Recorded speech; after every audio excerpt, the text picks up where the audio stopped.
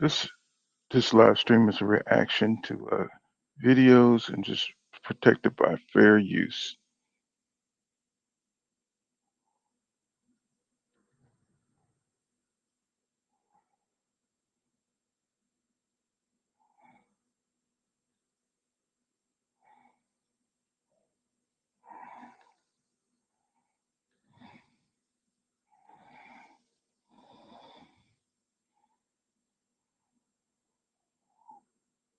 Oh, well, everybody know who I want next. I want Terrence Crawford next. You're gonna make that happen? Huh? You're gonna make that happen? Oh, definitely. That's the fight that I want.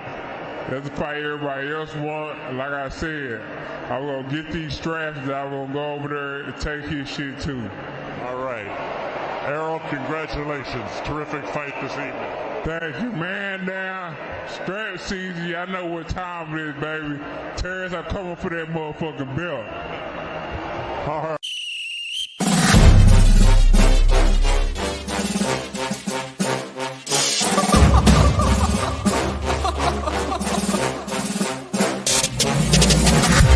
I'm not catching fades anymore. Gotta keep my hands clean when they come for the ball.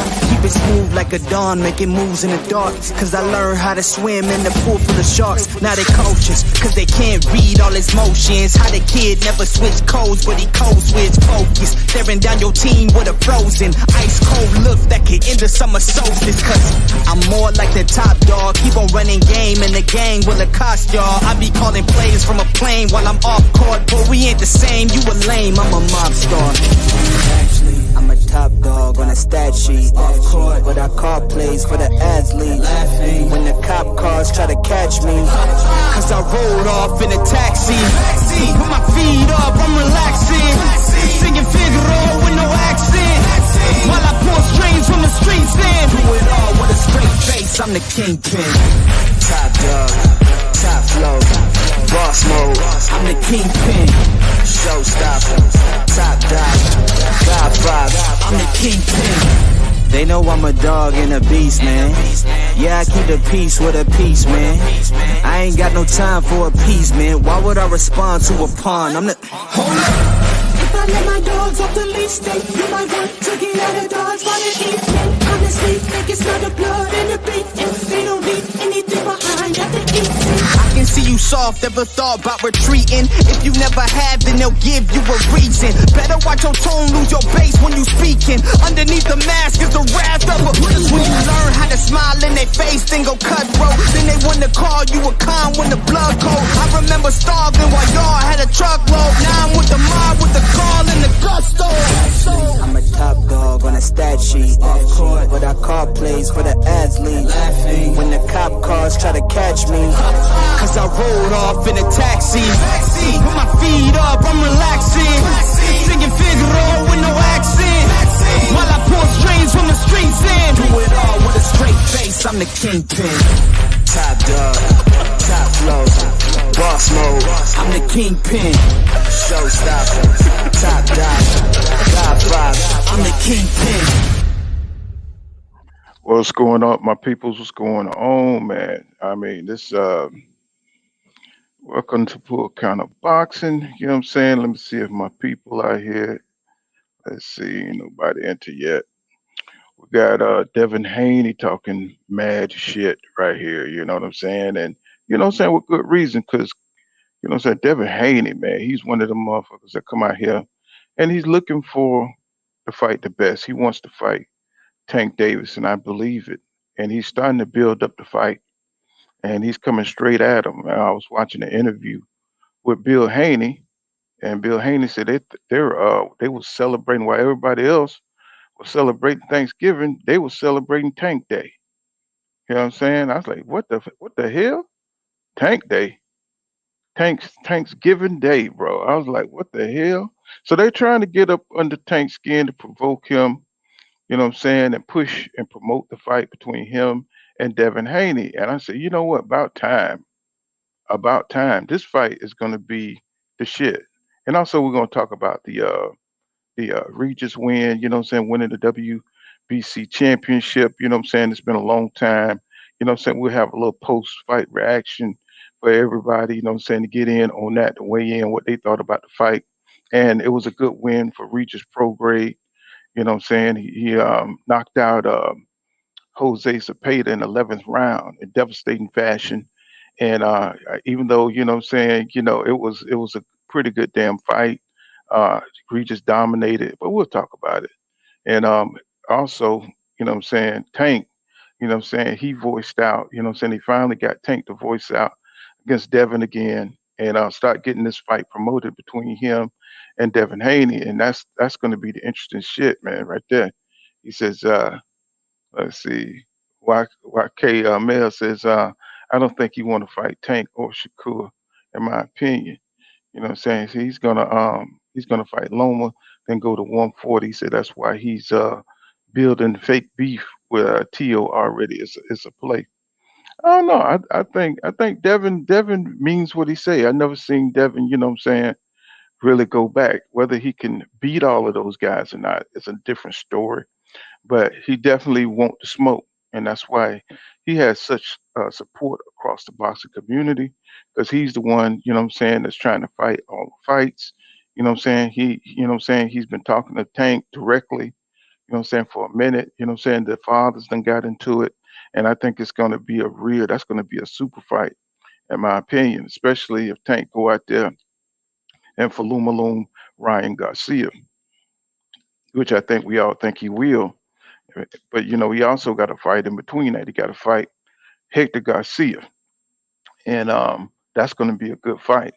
So Devin got his fight with Lomachenko, and Tank got his two fights with Hector Garcia, and he got that fight with Ryan Garcia, which is all great fights. I ain't gonna say great fights, but I think just because of Ryan Garcia reputation, I think everybody. What's going on, C. Dewberry? What's happening, bro? He says. He says salute pool. He says he definitely not staying at 135 long. He said I think one or more fights at 135, then off to 140. Yeah, he got to, bro. You know what I'm saying? He's a big kid, and he's just like EJ. You know what I'm saying? Been at 147 for a long time. Devin been making, what I'm saying, 135 for a minute. So what I'm saying, he definitely killing himself to make 135 to stay down there, kind of much like Teofimo Lopez. What I'm saying, was killing himself to stay down there, and we seen what happened to him. But more that was more mental on Tio part. Plus, Devin calling out Tio, like my man said here. You know what I'm saying? So to me, Devin Haney, he's just one of those fighters.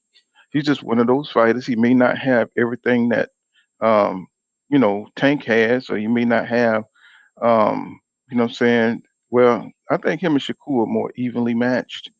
They're the same kind of boxers, pure boxers, right?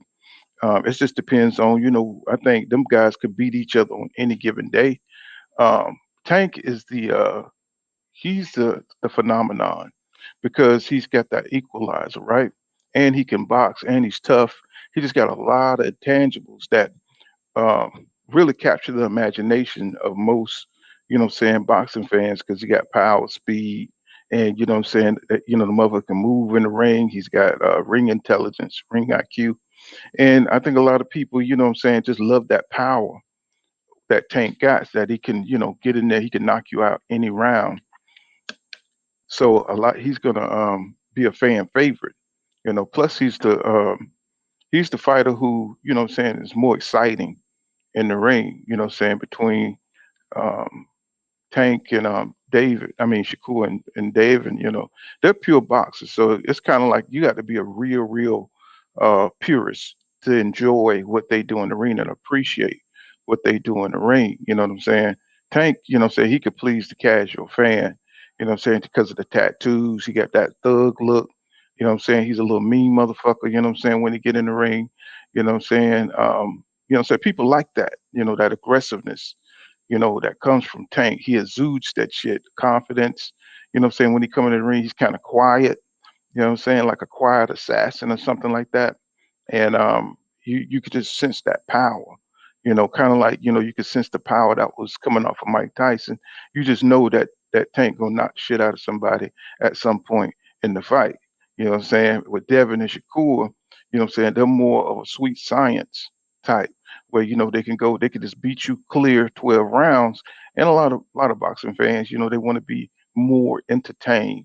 You know what I'm saying? But if you're a boxing purist, you're just as entertained as if somebody go out there and knock somebody out because you want to see how they think, how they boxing IQ operates, how they work themselves out of different situations. That's why this matchup or these matchups is going to be the shit, man, to see, who could beat who.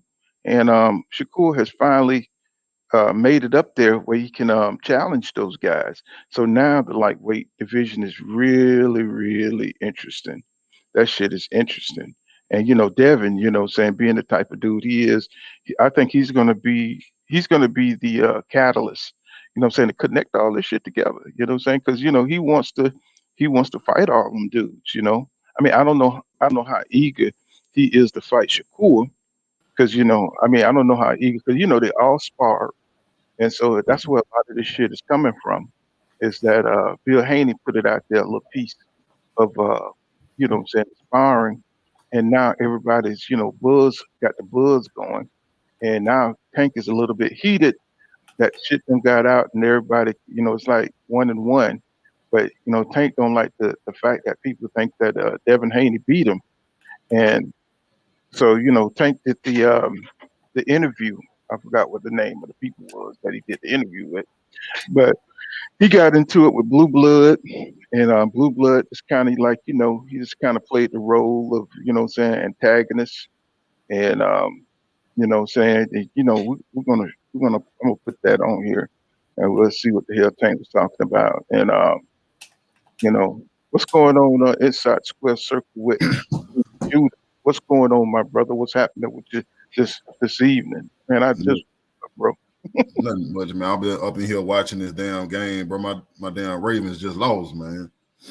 But Oh, yeah, but mhm. but yeah, man. Baltimore race. I was up there listening to you, man. This situation with but you hit it right on the head. He mad because now people know. Because I put it like this, like you said, boxing purists, we all know the story. We've been knowing for years what happened when they spar, right? But Tank always knew that casual fans, which make up the majority of his fan base, I don't care what nobody say, the majority of his fan base is casual fans who like to see knockouts.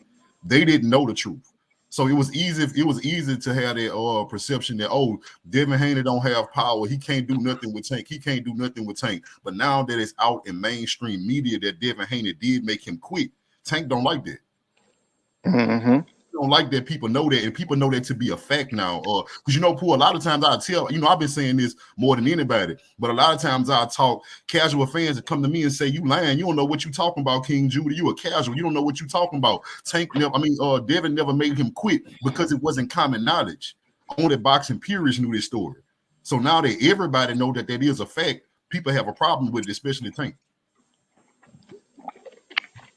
Yeah, I mean, everybody's falling in the camps, but the answer, C. Dewberry, what's going on, my brother? He says, how do you rank those three in order? Well, you can't really rank those three in order. If you think about it, the only thing you can do is, saying if you're a boxing purist, well, I can't speak for other boxing purists. I say, if you look at three young men who got talent, what I'm saying, we got to see them fight. You know what I'm saying? If we just talking about from a pure skill base, what I'm saying, all of them are evenly matched. That's why this shit is so exciting. They all evenly matched. Now we could break it down as look at their resumes, we could look at the competition, but when you really get down to it, what I'm saying, now Shakur, you can even say Shakur Stevenson, he's had some championship fights. What I'm saying, we can't put him down, but we could say he's the one who's probably got the least experience as far as in the heavier weight divisions, fighting great competition. But when you really break down the competition level, it's all about even. But we're looking at then you got to break it down to the personality. Who wants to fight? Who's trying to make the fights? And that's where Devin Haney kind of what I'm saying, outdo the other ones because he's trying to push, what I'm saying, forward for the fights. He's trying to be that fighter that's trying to go out there and prove that he's the best. Whereas, Right. you have Tank who's a little bit more reluctant, even though I don't think he's afraid. I just think he's trying to do his own thing, and he don't want to be pulled into having to prove himself. And I Hey, think Pooh. he's a yeah. I mean, I'm Hello? sorry. I just want to make sure I get this in. I'm sorry to cut y'all, bro. But did you hear the because you brought up Tank not necessarily wanting tough fights. Did you read all the Twitter beef between him and Shakur? Shakur said, "Oh yeah," he said, since you want to talk, tell the world how you told me in camp that you didn't want to take tough fights and you was only gonna fight bums. Yeah, Shakur Stevenson said Tank told him that, Pooh. Well, Wow. he's probably taking the the Mayweather blueprint. Get the money, Man, more that's not money, no less excuse. Because reward. look, what I'm trying to say, brother, is that's what people been on my. They've been on my top about me calling that out. When Devin Haney said, "Yeah, what's the point of you leaving Floyd Mayweather if you not gonna take the tough fights without him anyway? You might as well say sign." What I'm trying to tell these Tank fans is, ain't nobody lying on Tank. He did not want to fight the toughest competition. Devin Haney knew it, and Shakur knew it. hmm And I think people have an emotional attachment to Tank because he seemed, he seemed like this innocent guy, and he just got all this goddamn ability, and what I'm saying, he just has a certain charisma that just kind of cross over to casual fans. I don't think Devin and Shakur, unless you just really love boxing, what I'm saying, are the type of fighters that's going to garner that kind of attention. And that just is what it is. Tank is the more charismatic fighter because he knocks But motherfuckers but out. let me ask you a question. If Mayweather Promotions promoted Devin Haney, not saying he was with him, but if he was with if if they promoted Devin Haney like they promote Tank, do you think Devin Haney would be just as popular as Tank right now? I think so. Uh, I it's think. it's a po- Oh, my bad. Go ahead. it's Go ahead. Pooh. well, it's a possibility because with them two in your stable, it's always going to be there's going to be this build up for them to fight. And with Mayweather, anything connected to Mayweather is going to blow up. Facts. Of course, he's the what I'm saying, he's the ambassador to boxing. What I'm saying, he's the face of boxing, really. What I'm saying, as much as they try to make Canelo the face of boxing, it's Floyd Mayweather. He could do an exhibition, what I'm saying, and get and kill him in pay-per-views. So, Yeah, Canelo's, they keep trying to make Canelo this and they keep pushing it and forcing it down our throat, but we know Mayweather is still, because he stretches back to Oscar De La Hoya, and basically he's the Hall of Famer that's still messing around in boxing. You know what I'm saying? Even Manny Pacquiao, he's above them all. So anything he touches is going to explode if he did it. If he did it right, Mayweather could take over boxing, man. If he could do right, man. If he could, what I'm saying, concentrate on his stable, concentrate on making these sanctioning bodies, what I'm saying, act right. But he's just obsessed with himself, and he's just wanted his own personal success, which he's already have. And it's just a shame to see that he won't exude more power and structure boxing the way it should be. But he's still with that money over legacy bullshit. So he's pushing it in the wrong direction. And these fight, it's going to be harder to make these fight as long as we got the ambassador of boxing talking about money over legacy. You know what And I'm saying? the Hmm thing about it is, like, to answer your question, yes, anybody tied, like Poole said, anybody tied to Floyd Mayweather is gonna do big numbers. Casual fans will see you. They don't even have to like boxing, but casual fans will see you if you tied to Floyd Mayweather. I give you an example, just like you brought up Canelo Alvarez. Canelo Alvarez was a star, but he became a superstar after he lost to Floyd Mayweather. Just let that sink in. He became a superstar after a loss to Floyd Mayweather. Then you look at somebody like Errol Spence. Errol Spence's legacy was catapulted because of his connection to Floyd Mayweather, yeah, because of him blacking because his he eye, gave because he blacked his eye in sparring. Not just that, but Floyd and Errol Spence was actually close for a moment after that. Every time Floyd go out, you would see Errol Spence with him, because at that right. time Floyd thought that he was going to be able to sign Errol Spence Jr. But look at what that did for Errol Spence's career, just being tied to Floyd Mayweather. So yeah, if Devin hmm Haney would have stayed with Floyd Mayweather, he would have had his star power would have been way bigger than it is now if he was still tied to Floyd Mayweather. But the difference, I Because want y'all to think about this though. What I feel I feel that if Devin Haney was still with Floyd, I feel like Floyd would have had more faith in Devin Haney's skills to make tough fights. He wouldn't just have Devin Haney fighting flat-footed Mexicans. So let that sink in. You wanted to say something, Boxing Van? Yeah, he's absolutely right what he was saying. Do you think because Tank was what he used to look up? I remember an old video, old Tank from like 2000. I want to say 2016. Mayweather bought Tank a Jeep, like them Jeeps every so popular. He bought him a Jeep, and he used to hang out with Tank every day, and he's probably doing that Mayweather blueprint of fight for the money. I got the skills. I can beat the top guys, but why do it when I could make more money with less risk? Mm-hmm. See what I'm saying? So he's probably on that blueprint. But what I was gonna say was, do you think if like say Mayweather wasn't even Tank was never signed with Mayweather and he was just in the gym like Devin Haney and the other guys, do you think he would be selling out arenas and all this other stuff right now? That's my question. I don't think it's fast. I think he probably would have been in more. I think he would have been defeating bigger competition. I don't think he would have been moved as fast, but I think he would have got there, and I think he would have had more confidence than take. You know, what I'm saying because when you take showcase fights, you know, what I'm saying that's designed for you to win. That builds your confidence, but you're not where you're supposed to be exactly. You know, what I'm saying. So what I'm saying, like if let's say, you know, say another promoter got him, you know, so I think Tank would have did just as well, but he wouldn't have had the, you know, saying that star status as quickly, you know, what I'm saying because Yeah, his style is gonna sell, you know, what I'm saying let's just, you know, think a special fighter. You know what I'm yeah, saying? It's just his attitude fighting up under Mayweather. It's kind of like, you know what I'm saying, if your mama raised your boy and he didn't get around his daddy, you know what I'm saying? And he had to toughen up, you know what I'm saying? Your daddy gonna force you out there and fight those tough fights. You know what I'm saying? Whereas your mama gonna kind of like groom you and you know what I'm saying, you know, hold on to you, make sure you don't fight the Lomachinkos of the world. You know what I'm saying? It's no shame in going out there and fighting Lomachenko and losing because you're losing to a top tier fighter. But Mayweather, the way he kind of like you know what I'm saying grooming Gervonta Davis is kind of like holding him back at the same time. You know what I'm saying? Whereas Devin Haney, you know what I'm saying, he has an edge because he's being pushed out there in the water with the piranhas. You know what I'm saying? So yeah, when you swim with the piranhas, you have a self confidence and what's his name, Shakur exudes that shit. You know what I'm saying? Even though, you know what I'm saying, he came out the gate like that.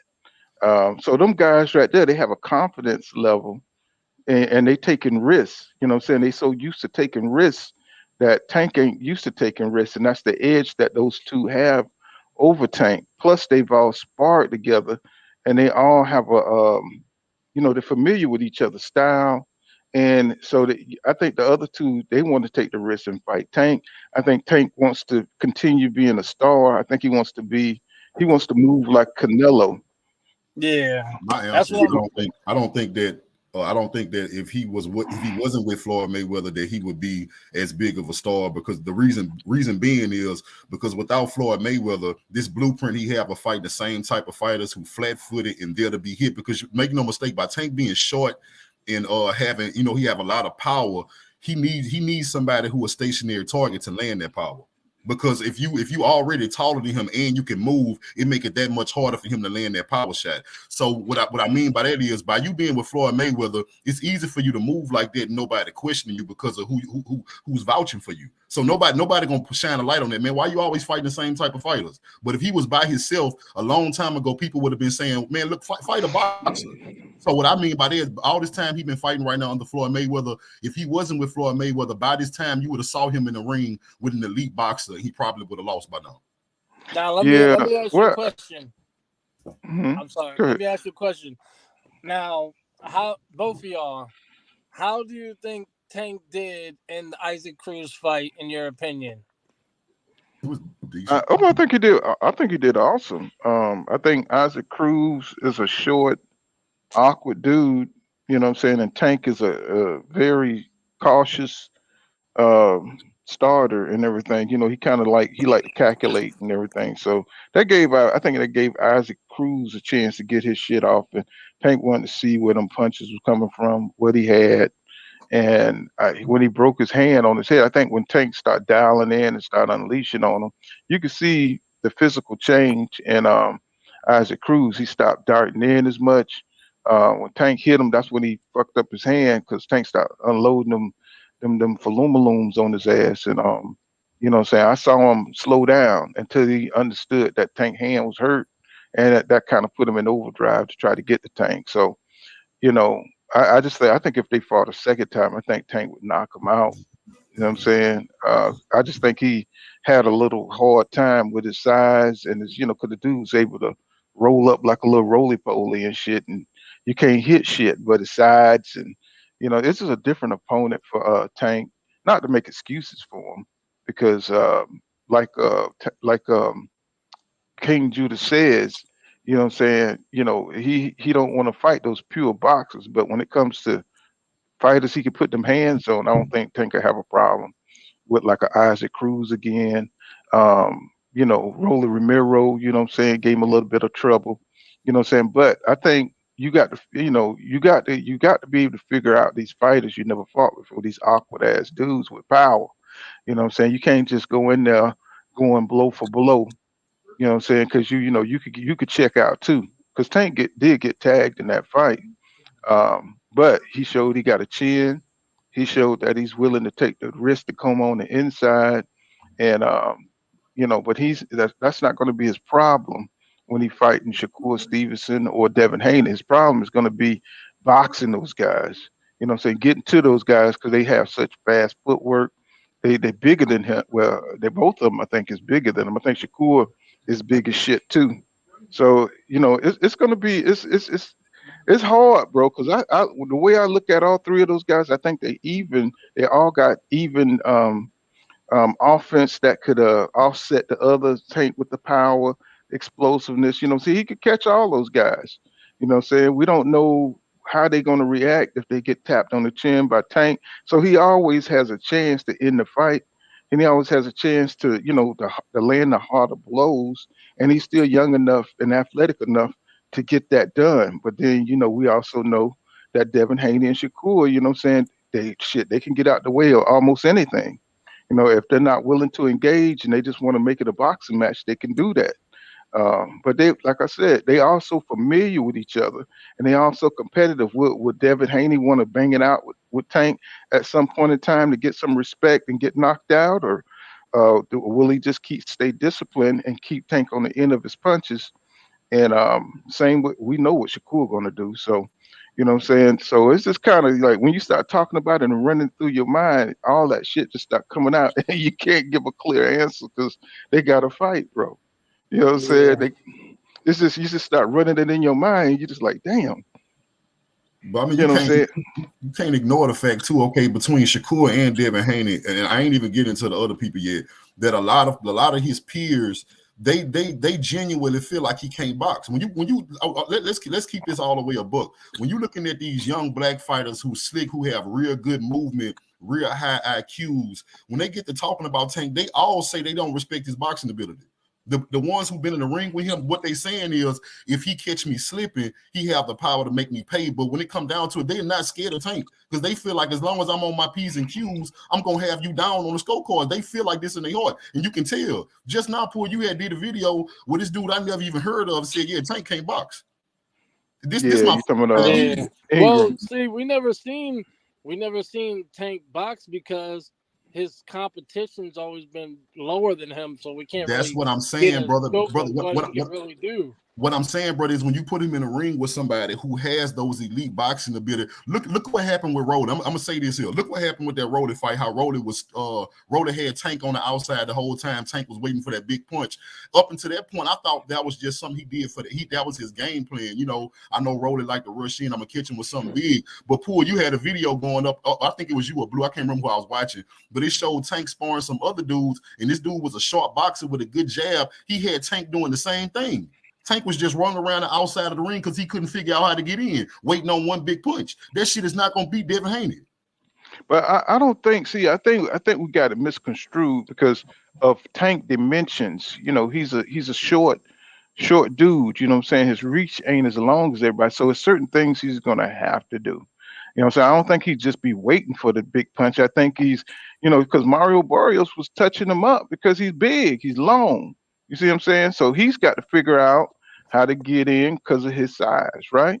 So Devin and Shakur knows that Tank is going to have to come to them, right? Somehow he's going to have to, get inside. So that's the dilemma. He's going to be losing the fight until he can figure out, what I'm saying, how to get on the inside and get his shit off. And see, Tank ain't the type of dude. He's a smart boxer. You know what I'm saying? He's got to figure out what's going to work for him. And so he's going to back up until he can figure it out.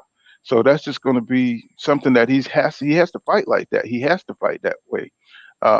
If not, he's going to lose a boxing match to the elites. You know what I'm Now, saying? do Hmm.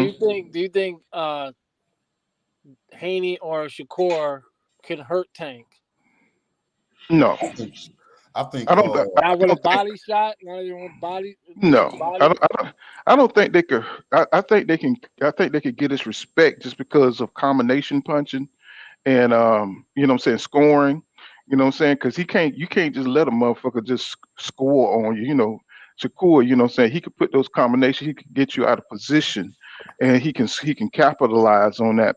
And see, that puts pressure on you once you know you're losing the fight, and you have to start taking more and more risks because you're getting behind in the fight. And that's the problem when you fighting Devin Haney and Shakur Stevenson. And then we got to think about Tank stamina. You know what I'm saying? Because that's that mental fatigue, having to trying to figure out these dudes. Hmm. Oh, I thought that was somebody trying to come in. yeah, Um, the mental fatigue. Um, it's going to be hard for him to figure out those dudes because they're pretty good at range control, and that's why he don't really want to fuck with them guys because he's gonna he know they smart as shit. He know they know how to box. They're not gonna fall for his traps. So he's gonna have to be really crafty. He's gonna have to take more risks to get in and beat them. And can he do it? Sure. He can get in there. He can dart in and get some punches in. But that's the chance he's gonna have to take when he's fighting those guys because they're not gonna exchange with Tank like that, like he want them to, and he understands that. You know what I'm saying? yeah, I don't think he's afraid to fight him. I just think he knows that they're an advanced puzzle. You know what I'm saying? That he's gonna have to go in there. He's gonna have to be in top shape. You know what I'm saying? He's gonna have to pressure them somehow, um, yeah, somehow without getting outscored, outpointed. yeah. Um, Okay, and my he pretty much like he did Mario's Boreos. He would have to fight them like that, I believe. You know what I'm yeah, saying? To break their ass down and be able to get something in to hurt them. And he could hurt all of them, but he just have to get past that fast footwork, that range, and that's going to be hard as fuck to do against them dudes right there. yeah. And I think, with me, I think you asked the question: can either one of them hurt him? I mean, that's the question is. I mean, okay, can they do it? I think Devin Haney can hurt him. You see what I'm saying? I'm gonna tell you why. I'm not saying I would bet on Devin Haney to hurt him, but the reason I say Devin Haney can hurt him because I watched Devin Haney get KO of the year. And not throwing a combination and beating somebody unconscious. I'm talking about a one-shot KO. He knocked the dude out cold, so I know he can knock somebody out. And I watched him just now with George Kambosos when he sat down on his punches. He had George Kambosos wobble and ready to go, and George Kambosos confirmed that in the interview that he was hurt. So can he hurt Mm. Tank? Yes. Will he hurt Tank? I don't know. I wouldn't put my money on it, but he can. Hmm. Yeah. I mean, I don't know. I mean, you might have something. Now. I mean, I don't know. I mean, I just don't. I don't know because Tank ain't gonna sit. I mean, because you would have to catch him. I don't know if he could catch Tank.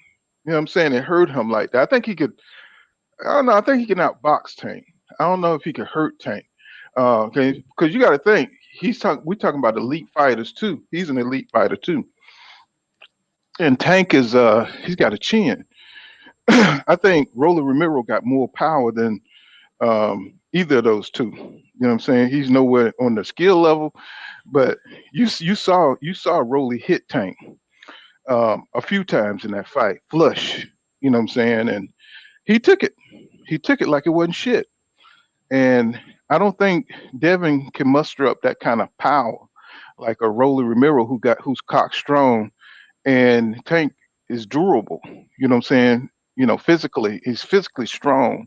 So I would have to see that King Judah.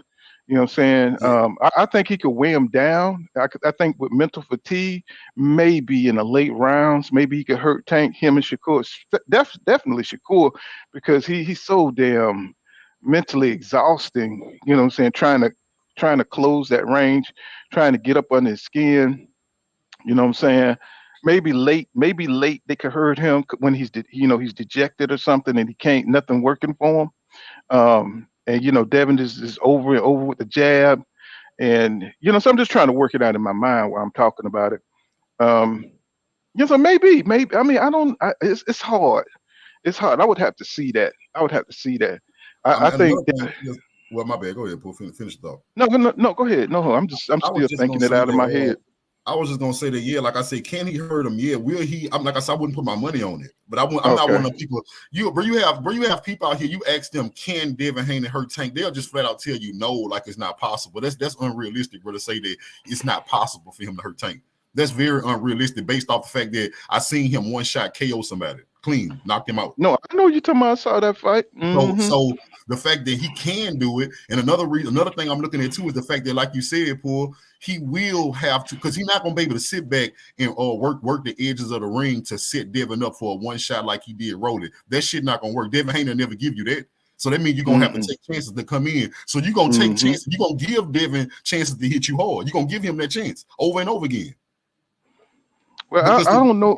to get in, That's why I got to see it happen, because you never know how Devin. Devin might just be like, because Devin type motherfucker. Like, he a real nigga, man. He want to beat you. He want to clearly beat you, and I think that's gonna give Tank a chance to put hands on him, because he's not the type that just want to win a boxing match. right? That's why I love Devin.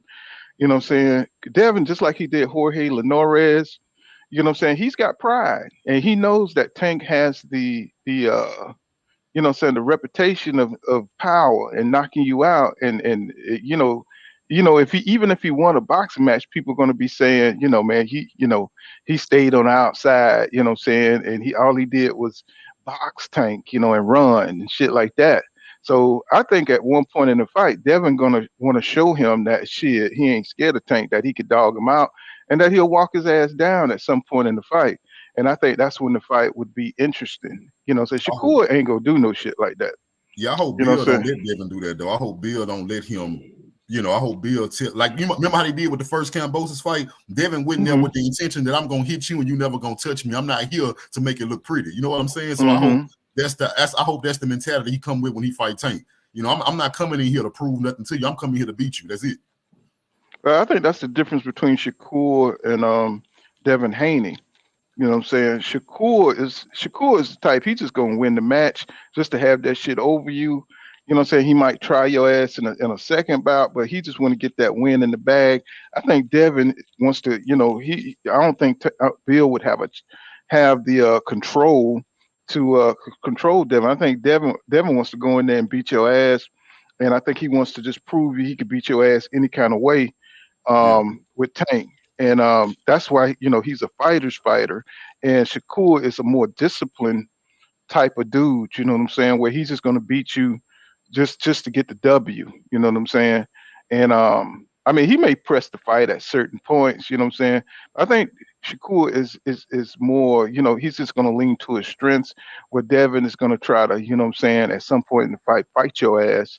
And I think that'll give Tank a more of an opportunity to beat Devin. Well, I don't think he'll have a chance against a Shakur Stevenson because he's not going to give you any kind of chance to get in the fight.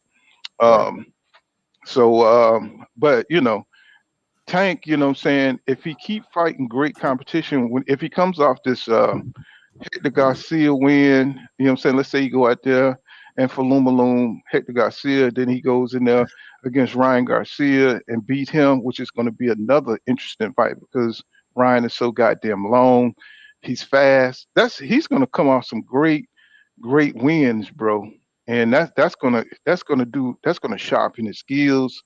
That's going to give him another level of confidence, and they should go into the fight. And Devin should go right into the fight with Tank right after the Lomachenko fight, because they're going to be at the top of their game. Both of them going to be coming off great wins. Their tools they're going to be sharpened, and man, that's going to be the biggest fight, bro. That's going to be, man. Both guys going to be at the top of their shit. You know, um, that's gonna be it right there, bro. That's gonna be it. I think these two fights for Tank and the Lomachenko fight is gonna be pushing these guys into another level of stardom. Well, the thing Um, was all right. mhm. Stardom, that's one thing, but I want to bring some about their upcoming fights. The thing is, if Devin Haney fights Loma, if Loma don't pull out this fight and Devin Haney actually fight him and beat him, then I would have seen Devin Haney fight all types of opponents. I would have seen him fight aggressive fighters, pressure fighters, and beat a boxer. If Tank Davis beat Hector Garcia and Ryan Garcia, I would still have yet to see Tank Davis fight an elite boxer. So I would still have question marks on whether he can do it or not. I don't want nobody to tell me, Devin Haney would have shown me that he can beat another boxer or he can beat a pressure fighter. Tank Davis has had yet to be in a ring with a pure elite boxer. Yeah, Because Ryan Garcia but it's is too different than mhm. Rolly Romero. They all flat-footed. They all coming forward. Yeah, what I'm saying. But they are the elite when you think about it at the lightweight division. So the two elite fighters just happen to be pure boxers. So there's no other elite boxers. What I'm saying, down at that weight class. You see what I'm Oh, I saying? got you. I got you. I'm not blaming Tank. Mm-hmm. I'm just saying that the Right. fact still remain that he. All right. The question mark for me is that I'm watching that Mayweather won't match him with a pure boxer. I'm hearing boxers saying he can't box, and I'm watching him never fight pure boxers. But can't you look at Tank and tell that he can box? It's just that he can't box with motherfuckers that's longer than him. Well, that's You my know what I'm point. saying? Hmm. The top guys who are boxers, the ones that we assume gonna give him the most problems, they both taller than Tank. Right. It's his dimensions. Is that it? See what I'm saying? It's not the fact that Tank can't box. He just don't have the advantage over Yeah. fighters with 70-inch reaches and shit. Like that's like Terrence Crawford when he was down there in the weight division. It's not the fact that what I'm saying these guys can't box with Terrence. Is that this motherfucker dimensions are different. You know what Oh, I'm saying? I agree. The only Hmm. reason I picked them to beat Tank is they side. That a lot of Hmm. people don't remember when I first went. I never said that Tank can't beat them because he's not better than my whole. It was always a physical standpoint that it's Hmm. highly unlikely that he gonna beat a Devin Haney. Because first of all, he have to close the distance. Then the second thing is that Devin Haney naturally likes to stay on the outside. You're not dealing with a Fundora who taller than you and it still come to you. Devin Haney is naturally not gonna give up his height advantage. You have to take it from Yeah. him. And see, Tank he has to have a high boxing IQ because you saw in the Leo Santa Cruz fight where he was getting tagged and stuff. So he had to draw his ass in so he could uppercut his ass. You know what I'm saying?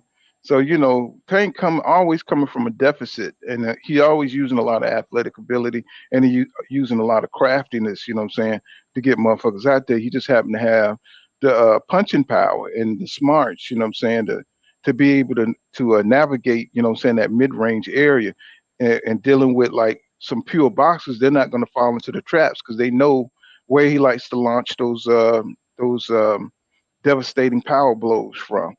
And so for Tank and Devin and Shakur, you know what I'm saying, it'll be a meeting of the minds. Um, but you have to be perfect. They have to be perfect for 12 rounds against Tank. You know what I'm saying? They have to be perfect for 12 rounds. Tank, you know what I'm saying? He has to just get it right a couple of times using that power. So that's the interesting difference, what I'm saying, between them. They don't have the ability to end the fight like Tank, and that's why the shit is so interesting. You know what I'm saying? I don't think Tank has the ability to outbox those guys at all, and which is probably why he don't want to fight them because he don't want to meet them in a boxing match and lose. You know what I'm saying? Tank won't want to fight you. You know what I'm saying? He wants to fight you, and he just has a lot to overcome when it comes to the motherfucker the size of Devin Haney. You know what I'm saying? You seen when he was standing next to Lomachenko how big he was, and Yeah. Lomachenko made that joke talking about, well, what is this heavyweight? You know what I'm saying? He's like, yeah, nigga, that's the heavyweight that's gonna whip your ass. You know what I'm saying? And you can already see Lomachenko, he ain't feeling that shit. You know what I'm saying? Especially with him slowing down. You know what I'm saying? He looked horrible against Ortiz. I thought Ortiz won that fight. But with him being, what I'm saying, on the low side of the totem pole, they gave it to Lomachenko. Oh yeah, he definitely Um, lost that fight. Yeah. I thought he lost it. You know what I'm saying? So if that's some kind of saying we could look at that. You know what I'm saying? You can say shit. If he couldn't deal with Ortiz's athletic ability, I mean, he's definitely not going to be able to deal with Devin Haney athletic ability and reach. You know what I'm saying? So let me see. Let me read some of these comments. This is, but yeah, yeah. In those order, I can't. I would put Devin. I would have to give it to Devin first. Then uh, I would have to say I'll have to say Tank because of his experience and Shakur last because he really haven't fought with nobody like Tank or Devin yet. Even though I would put Shakur's skills, boxing skills, over Tank, but I would put Tank just because I think Tank has more experience. You know what I'm saying? As far as what I'm saying, fighting more top guys, and what I'm saying, him just coming up to 135. Tank already been up to 140, and I don't think Tank would what I'm saying, I would say Devin, Tank, and Shakur. You know what I'm saying? But that's like really iffy though. You know what I'm saying? That's why I said these guys are so evenly matched.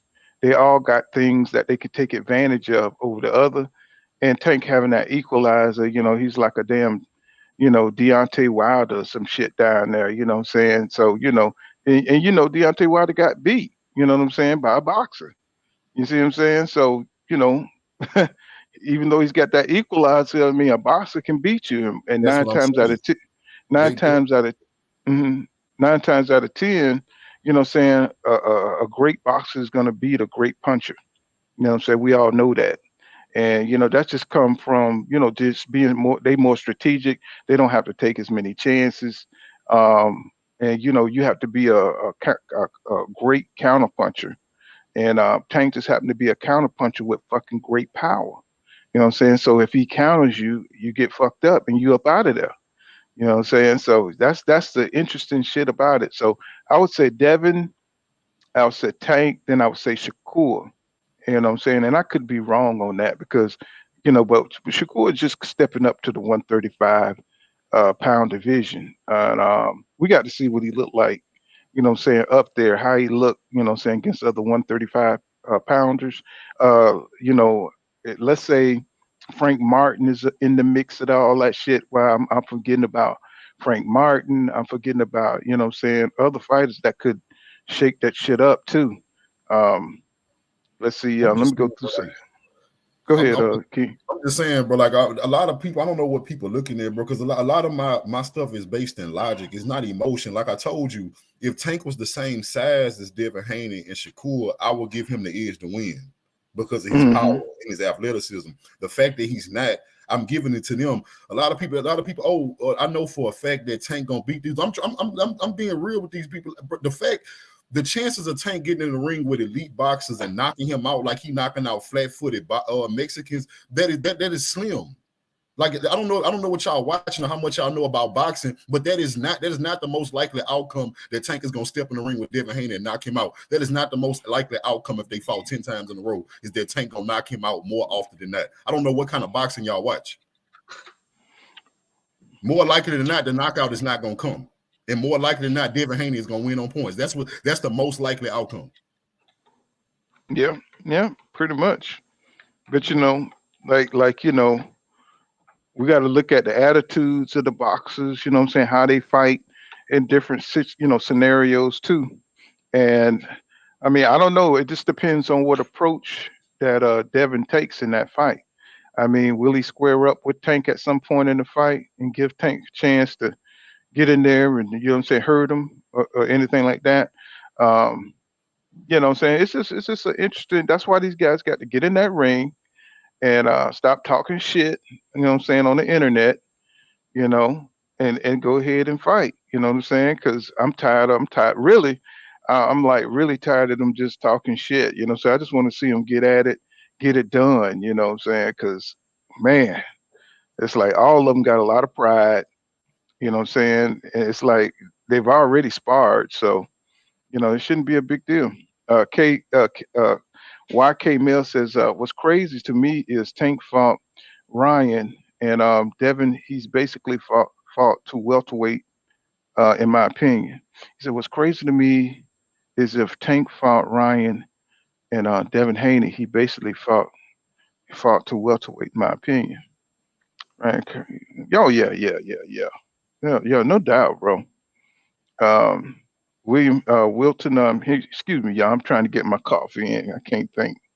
Um, Wilton Henry says Tank ain't fighting no Shakur Devin anytime soon. He said I like Tank, but right now he's Bud Davis, aka Tank Crawford. I mean, I feel the same way.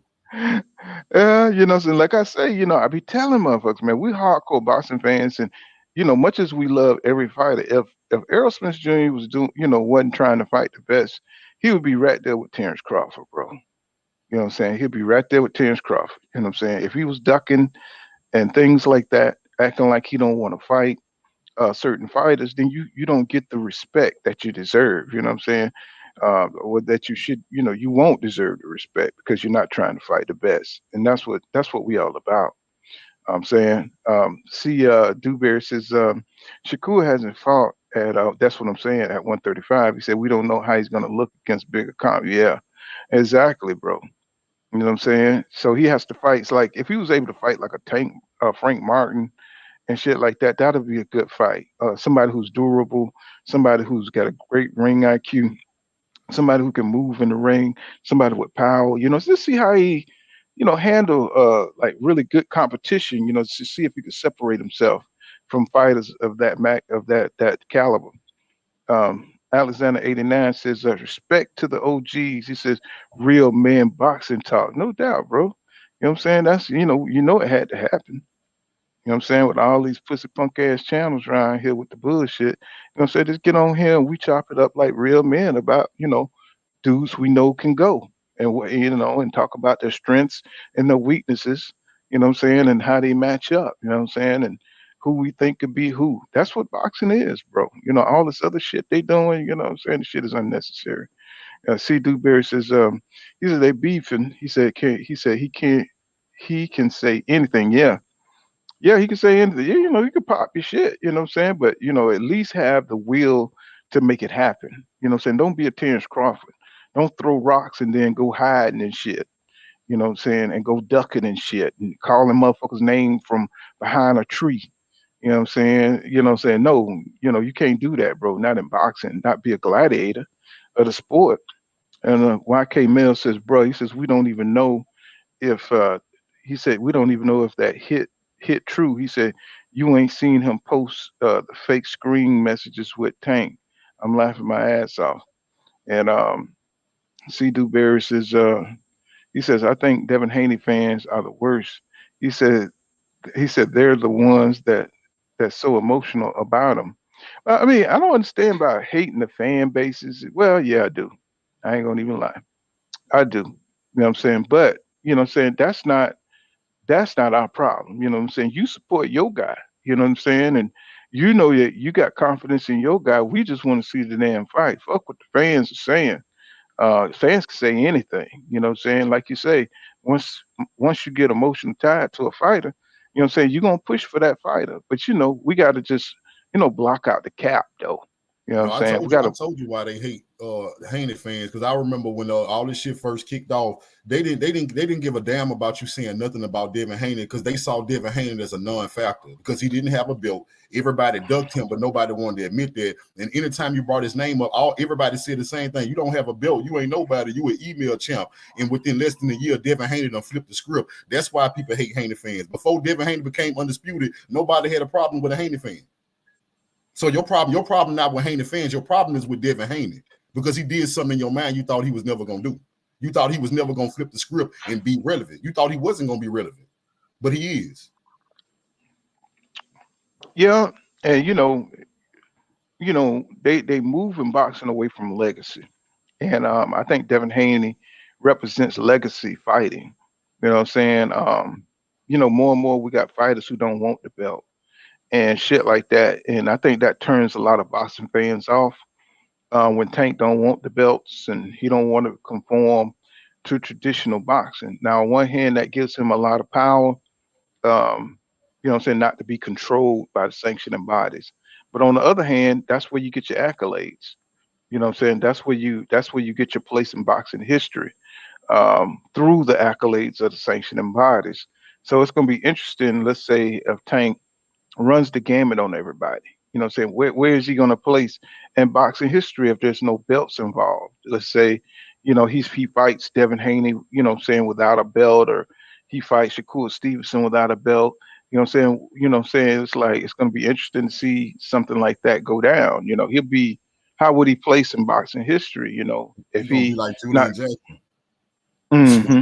He gonna be somebody they remember. Man, that dude was knocking people out. That's all they gonna say. He gonna be like Julian Jackson. That dude had a lot of power, and he was knocking people out. Hmm. Well, Julian Jackson came up under Mike Tyson, so motherfuckers wasn't caring about those divisions when Mike was all that mattered back then was the heavyweight division because Mike was so motherfucking he's such a superstar and people couldn't he outshined all the other divisions. um, when you got a dynamic heavyweight, what I'm saying, it just suck all the oxygen out the room. And Julian Jackson was doing this thing during Mike Tyson's era, and he couldn't get no shine because of Mike. Every other month, Mike was knocking him up out of there when he was fighting.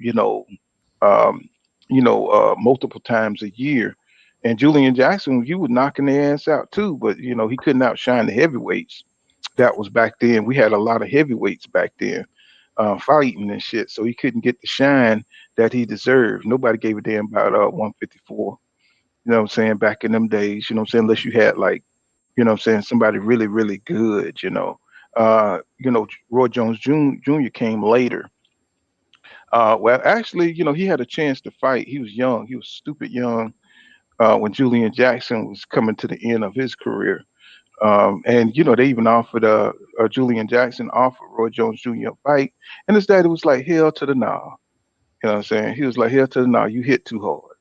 And this was like at the beginning of Roy Jones Jr. Also Roy and Glenn, what is it? Gerald McClellan was friends.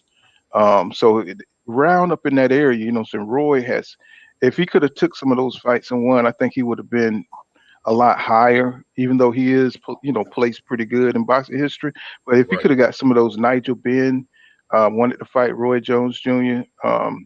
If he could have got some of those legendary names on his list, he would have been higher, in my opinion. You know what I'm saying? But he kind of strategically navigated those waters too early in his career because we had some bad motherfuckers in the division when Roy was coming up. You know what I'm saying? Nigel Benn, Chris Eubanks, Julian Jackson, all of them were still around when Roy had his career going. So with Tank, what I'm saying, he got two bad motherfuckers in Devin Haney, and see the problem is there's not a lot of top elite lightweights. You know what I'm saying? For him to pick off, and Teofimo Lopez. Let me see, he's up at 140 now.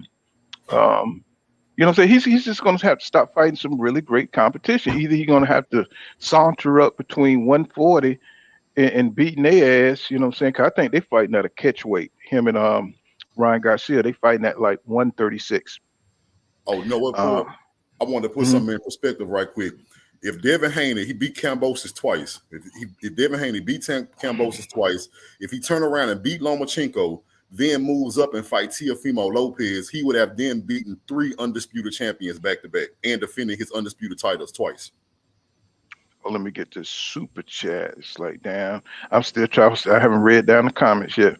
What's going on, Sean Clark? Thank you for that $5 super chat, my brother. He says Tank is a very skilled boxer. He said people are misled by the KOs, but his reflexes are sharp. His hands, his fast hands, good footwork, and one hit a quitter ability. That's why I always say that Tank has a chance to beat both of them. You know what I'm saying? Because you can't.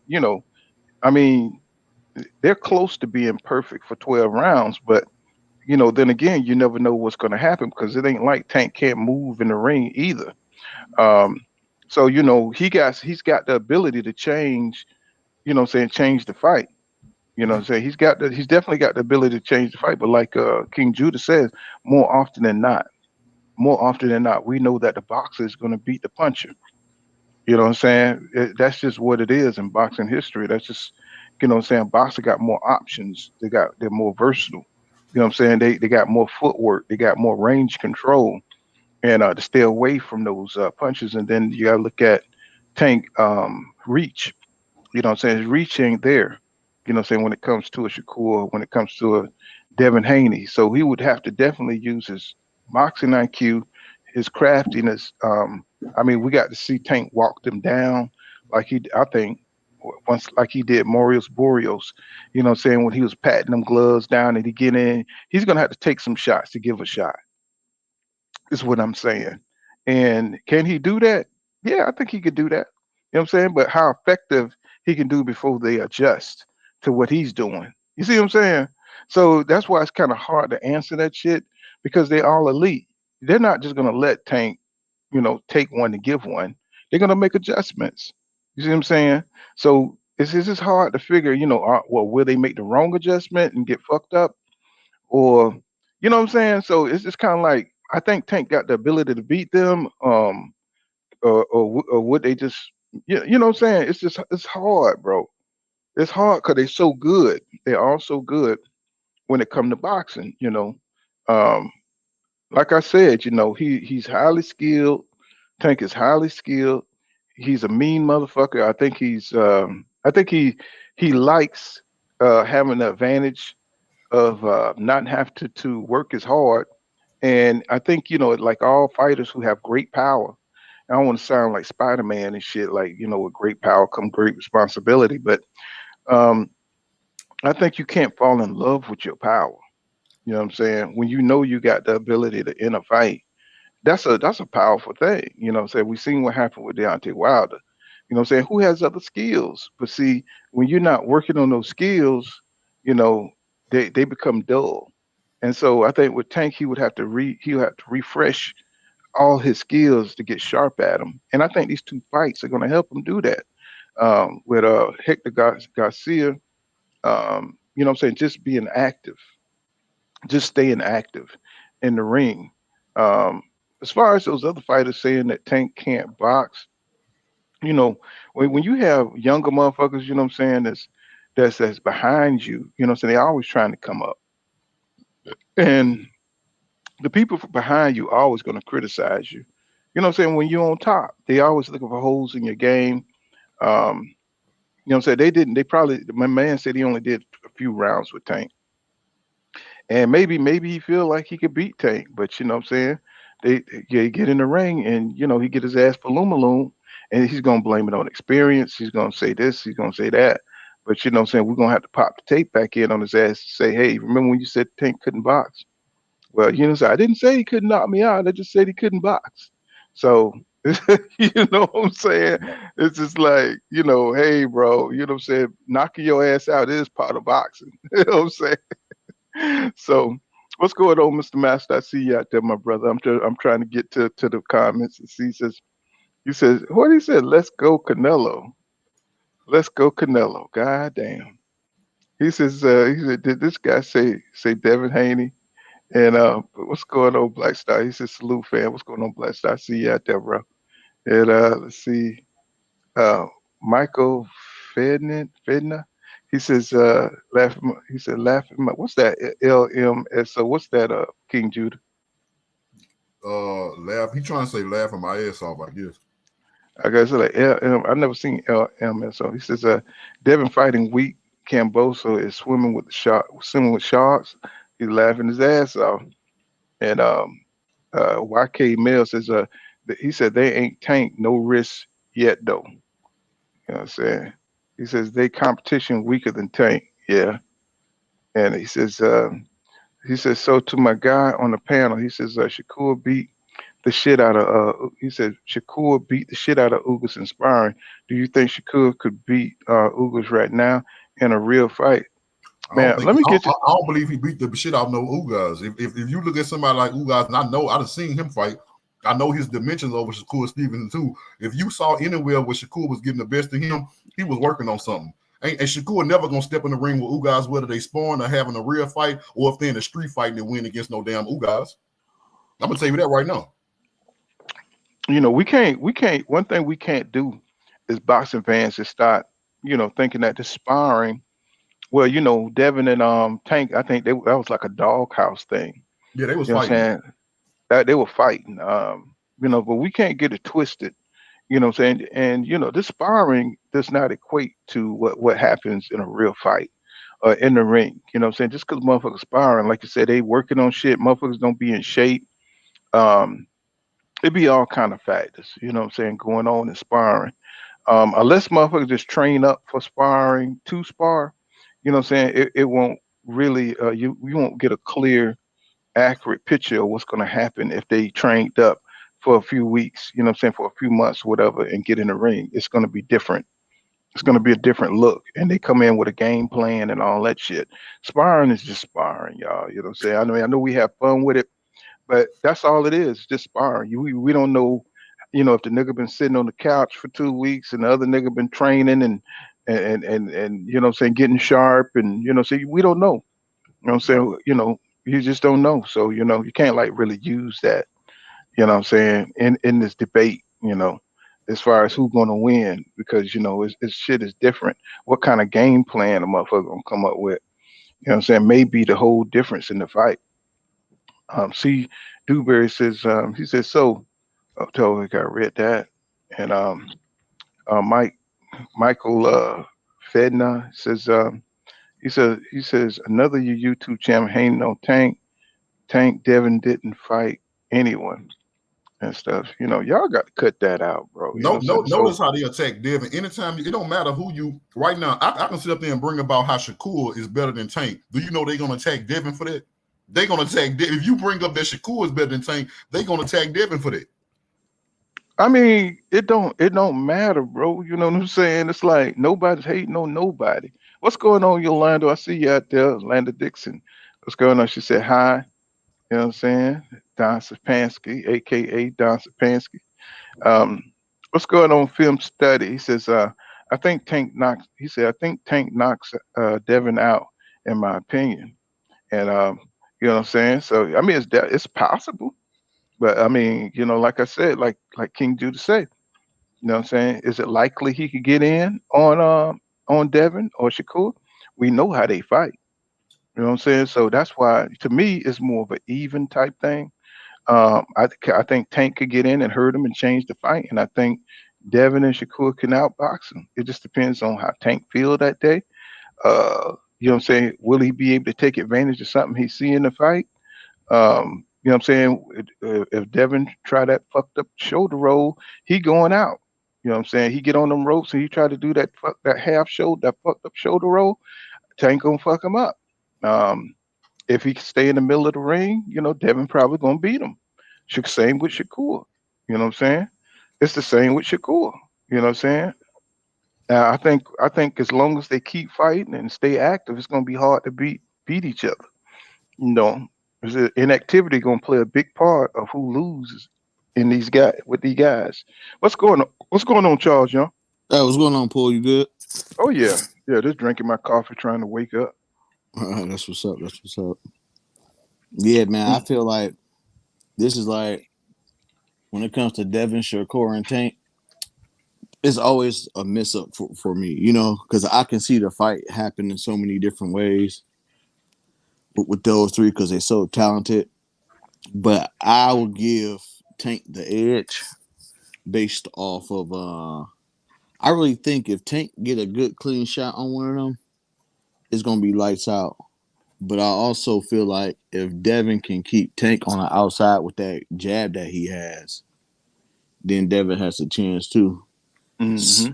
Same with Shakur too, because Shakur is real slick, Mm-hmm. and it's Who gonna you take. think? Who you think slicker, Devin or Shakur? Who you think is more? You know what I'm saying? As far with the reflexes, as far as with the jab, who move the range control. Who you think between Devin and Shakur? Who you think is slicker? Honestly, I give it to Shakur Mm-hmm. because he's slick on the outside and the inside. I saw that when he was fighting. Who was that? Guy who was with Bowman, Jamil Herring. I saw it. I Mm-hmm. saw him fight him on the inside. He was slick. I don't know about that. I think Devin Haney a better inside fighter than Shakur. I You think think so? I think he's a better combination puncher too. I think Shakur a good assassin. He find an opening. He can strike quick like a cobra. But I think when it comes down to throwing combinations, working their way in and out of the inside, I think Devin Haney do that better than Shakur. Mm. But Okay. I mean, he not much better. So you see what I'm saying? It ain't no big deal. It ain't no big deal. But Shakur good too. I'm So worried about Devin's power, man, as he moves up too. Because if he's at that point where he at 135 and he probably got like a few fights and he move up to 140, 140 is a big division right now, and there's some hitters in that division, and I don't see if Devin need, I don't know what he needs to do, but if he's going to move up to 140, he's going to have to get some more power because I can see a fighter like Gary Antoine Russell just walking through his stuff. hmm. Do Shakur appeal to casuals? Y'all think he appeal to casuals?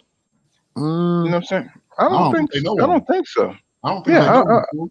Sean Clark. I don't think I don't Shakur think appeal. so. I mean, is he marketable? Yeah. I think he's a marketable champion, but I don't think they push him the way they push Lomachenko. You see what I'm Right. saying? Yeah. Like, you know what I'm saying? So I think if they pushed, I think if top rank, because he got the smile, you know what I'm saying? He looked like a little, charismatic kid. Not to call a man a kid, a man, you know what I'm saying? Um, I don't think people knows him. I think most boxing fans don't like his style. Him or Devin, You know because what? they, hmm Yeah, a lot of people. That's what I don't. That's what I don't. As far as the casuals look for knockouts, man. But like yeah, people like us, man. Like I love watching Shakur and Devin fight, me man. too. I love watching them fight. Like I don't care about the knockout. I want to see. I'm all about the sweet science at the same time. If I get a knockout, then that's cool too. But more so, I'll be looking at the sweet science, man. Well, you a And real. What that is because you're a real fan. You got to realize, bro. Most fans don't know what they watching. So when you watch, all right, but like when you watching two high level boxers going in, they barely landing on each other. You can be entertained because you can see the chess match that's going on. Oh, They I can't see. see that. I misread that. He's talking about Tank. Yeah, Tank is a bigger star. Yeah.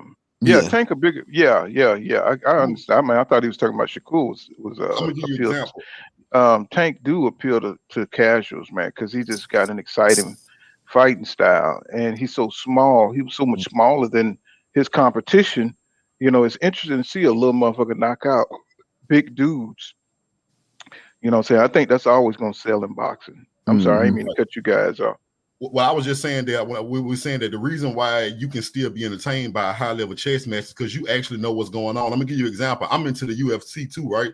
I used to train MMA and everything. But when I first got into it, I had a homeboy was trying to get me into it, and I'm like, bro, I don't want to see grown men laying on each other and hugging each other and shit like that. It wasn't until I actually started to do this, do MMA, learn the moves, learn what was going on, learn why they was doing stuff, that I was actually entertained by watching grappling. If you don't know what you're watching, then it's boring to you. Yeah. That's what it is. Yep. I'll give you a big example, man. Tony Harrison versus Sergio Garcia. I love that fight for Tony, man. That was like it was beautiful. That was a beautiful performance from Tony. And Mm-hmm. that was a technical fight that a lot of like casual would probably be like, I ain't we ain't get to see a knockout, it's boring, But that's one of my favorite fights, man, because Tony displayed a lot, man. His jab, the way he was moving, like just everything was on point. Mm-hmm. Yeah. So yeah, Sean, you're right, man. Yeah, I had misread that. You know what I'm saying? You're right about that. About Tank. Tank see Tank could see the crazy thing is with everything Devin has achieved, Tank is a bigger star. But Devin is technically, excuse me, Devin is technically the champion. You know what Mm-hmm. I'm saying? So, it's kind of weird. It's a weird dynamic. Whereas you got a motherfucker that's in your division, that's the star over you.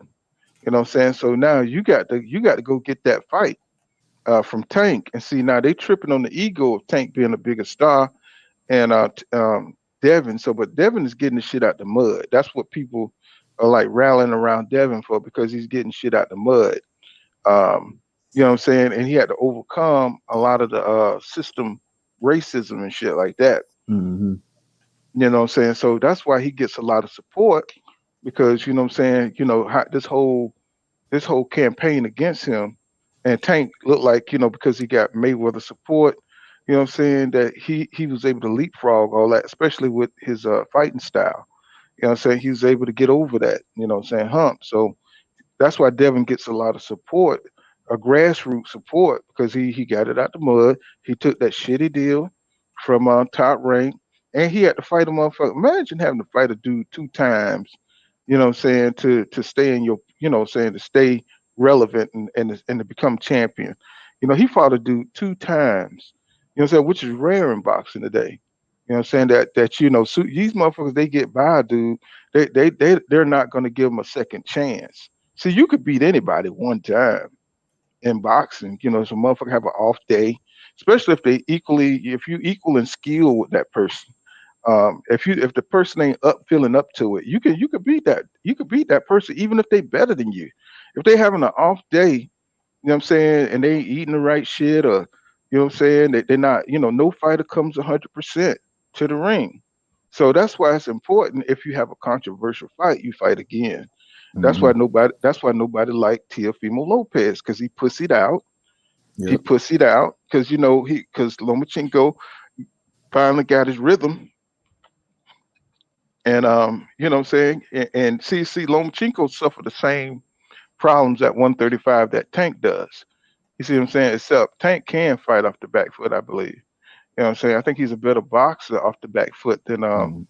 uh, uh, uh, Lomachenko, right? Mm-hmm. But see, Lomachenko, he knows. See, Lomachenko's smart. He knows his strengths and his weaknesses. That's why he didn't punch for like 6 rounds because he's not going to go in there and get Falumaloon. Right. You know what I'm saying? He said, "Shit, this motherfucker fast." He said, "I got to wear this nigga down." You know what I'm saying? I ain't finna go in here and get you know get beat up. Yep. Basically, he said, I'm gonna just wait, say this nigga mentally, as long as he's got you know, as long as he's strong, as long as he's still fast, he's got all the confidence. But let's see what this nigga look like on the second half. And that's why he came on at the second half, because he knew he had to wear him down. See, he's smart. And Tank is Mm-hmm. smart like that too. You know what I'm saying? So he's not just gonna run through the fire until he knows he can get in there. He could take you could take some shots if you know what you're aiming at. So if you know he gonna go for your gut and he's gonna try to uppercut you as he get inside, then he'll go through the fire to do it. So he's gonna back up until then. He's not gonna let you score. You know what I'm saying? He's not gonna be. He don't want to lose the Mm-hmm. fight. So Hey you got to come Paul, up with a. uh, over Echelon said drop the link to him. Oh, okay. I'm Yeah. not even looking at my phone. I could have saw that on my phone. But Let's no, see. I didn't mean to cut you off though. Sorry about that. Oh, that's all right. So, he's gonna fight smart, you know what I'm saying? And he could lose the fight that way. You know what I'm saying? Because Lomachenko didn't have enough time to recover. By the time he Mhm. figured it out, he didn't have enough time to recover. Once he saw what he saw and seen where all the punches were coming from and how he throws them, how he like to pivot, everything he needed to see so he can start making his adjustments. Then he was able to go in there, but he just didn't have enough time, what I'm saying, to go ahead and what I'm saying, get enough points to win. And I think that's the deficit that Tank is going to be facing when he faced Devin Haney and Shakur Stevenson. Shakur Stevenson, he don't make as many mistakes as Devin, and I think that Mhm. Devin is starting to tighten up his mistakes. I think the more he fights, I think the more he straightens out. So that fight with Kambosos was a good fight for him because George Kambosos threw a lot of punches from different angles, but then again, saying George Kambosos couldn't reach him. You know what I'm saying? He couldn't reach Devin Haney, so he's perfecting his craft. What I'm saying, real time for us, and we're seeing him getting better and better. Whereas these guys got a lot of athletic ability too, so what I'm saying? They don't have the learning curve. Their learning curve. They don't have nobody to press them like a Tank, who also has athletic ability, who could step in at any time and bust your ass. You know what I'm saying? Mhm. If he catch you out of position and he can hit you in an instant. So that's what makes it so damn interesting. You know Yeah. what I'm saying? Because Tank could get you. He could strike you like lightning. You know what I'm saying? That's why he need those fights right now. Why he still has that athletic ability to be able to take advantage of seeing those openings. You know what I'm saying? If you wait till he's 30, he waits till he's 31, he's not going to be as crisp as he is now. To beat those pure boxers, who could lay back and wait for you to come in and just, just score on your ass and left check your ass, as they escape to the side. Because Tank ain't going to cut the ring off on you like that. He's not going to be good. He's too short. He could catch you with something, as you break off to the side. But, I digress. what, go say what now? I digress. I feel like Tank can cut the ring off when he needs to, because with the Barrios fight, he was trailing, and Floyd told him, "I need you." And he started cutting off the ring. Barrios tried to disengage from him, and Tank had to damn go over top of that daggone jab, and that's when he brought out that right hook. We ain't even used to seeing Tank explode with that right. Barrios wasn't either. That's why I caught him so surprised. But Marius Boreos is not an elite boxer, bro. You know what I'm I'm saying, saying? He's not on the level of what I'm saying when I say that. I mean as far as ring IQ, as far as yeah, athletic ability, as far as he's not going to be able to cut off the ring yeah, he was a on regular champion, yeah. undefeated regular champion. Yeah, so he could probably do that on his level, but when you're talking about a Shakur, somebody who's just always antsy in the ring, since always looking for an escape, Devin, who's know how to step out, and he's bigger than fucking Tank. You know what I'm saying? So Yeah, I don't know. It's Barrios like almost 6 feet himself though. Barrios 5'11". That's a big Mhm. boy. yeah, yeah, He but the he reason why don't. Tank don't want to go to 140 now. Tank, Oh, uh, he felt that power. yeah, He felt that. Tank, yeah, he feel like he can't just walk people down at 140, and then he see how long people is. Boy, like Tank was losing damn near the whole fight. Like if he didn't get that Hmm. knockout, he would lost that fight. And Tank said, "Whew, I barely got that one in there." You feel me? Like if he didn't get that knockout in, them three knockdowns probably would have made it a draw. I Because really Tank feel was like Tank one of down. them fighters. Because Tank was down about 6 rounds to 2, Mhm. 6-3. It, well, another thing too, because he got behind, he had to take the risk. You know what I'm saying? To go in there. You know what I'm saying? Like once you get so far behind in the fight, then all of a sudden now you gotta start taking risks. Now you gotta stop Yeah, pressing and and when you five uh four and going against a nigga that's 5'11", he can sit back with his jab all day and make you pay all day. hmm and that's a nightmare if you get behind with Devin and a Shakur, somebody who's desperate in the fight. That that's gonna be hard. You Hey, know what I'm Paul, saying? but you know what I'm thinking about too? What's going to happen when Shakur and Devin runs into a fighter? Because you have some fighters, you have to literally have power to keep that fighter back, That's or what Floyd said. he's He gonna said get you're gonna mauled. beat a fighter like Madonna, who you just can't sit back, who you're gonna have to fight up off of. And Yep. what Floyd did, Floyd power wasn't the greatest, but you see with Floyd, he was still able to stand right there in front of a 20-pound heavier Canelo. He was able to pop him with crisp, clean shots and his head work and his footwork was just good enough. He didn't run. He stayed right there in front of him the whole time, but he was able. His IQ was so high, he was able to sit there and parry with him. And see, Shakur, if you ever pay attention, Shakur has a high IQ of a Money Mayweather, I think, because Shakur doesn't run except for that Nakatilia fight, and that was a couple fights ago. Shakur sits right there in front of you. And he has the same kind of dog that Floyd got, where he'll sit there and spot you, and he in front of you, you still can't hit him. That's that defense. Now Devin, he gonna get hit. Yeah. So with Shakur, what I'm saying, he still got the, he got the, we got to see what he looked like at 135. He passes, he blow away the eye test, but we still need to see him in there with the caliber of a Frank Martin. What I'm saying, the caliber of some dudes that's pretty much more durable. Um, I think he'll beat those guys. What I'm saying, just because of his style. But what I'm saying, that's just me saying that. What I'm saying, what's going to happen if he actually get in there and take a left or right hook to the gut from somebody with some power? We still got to see that if they could touch Shakur Stevenson.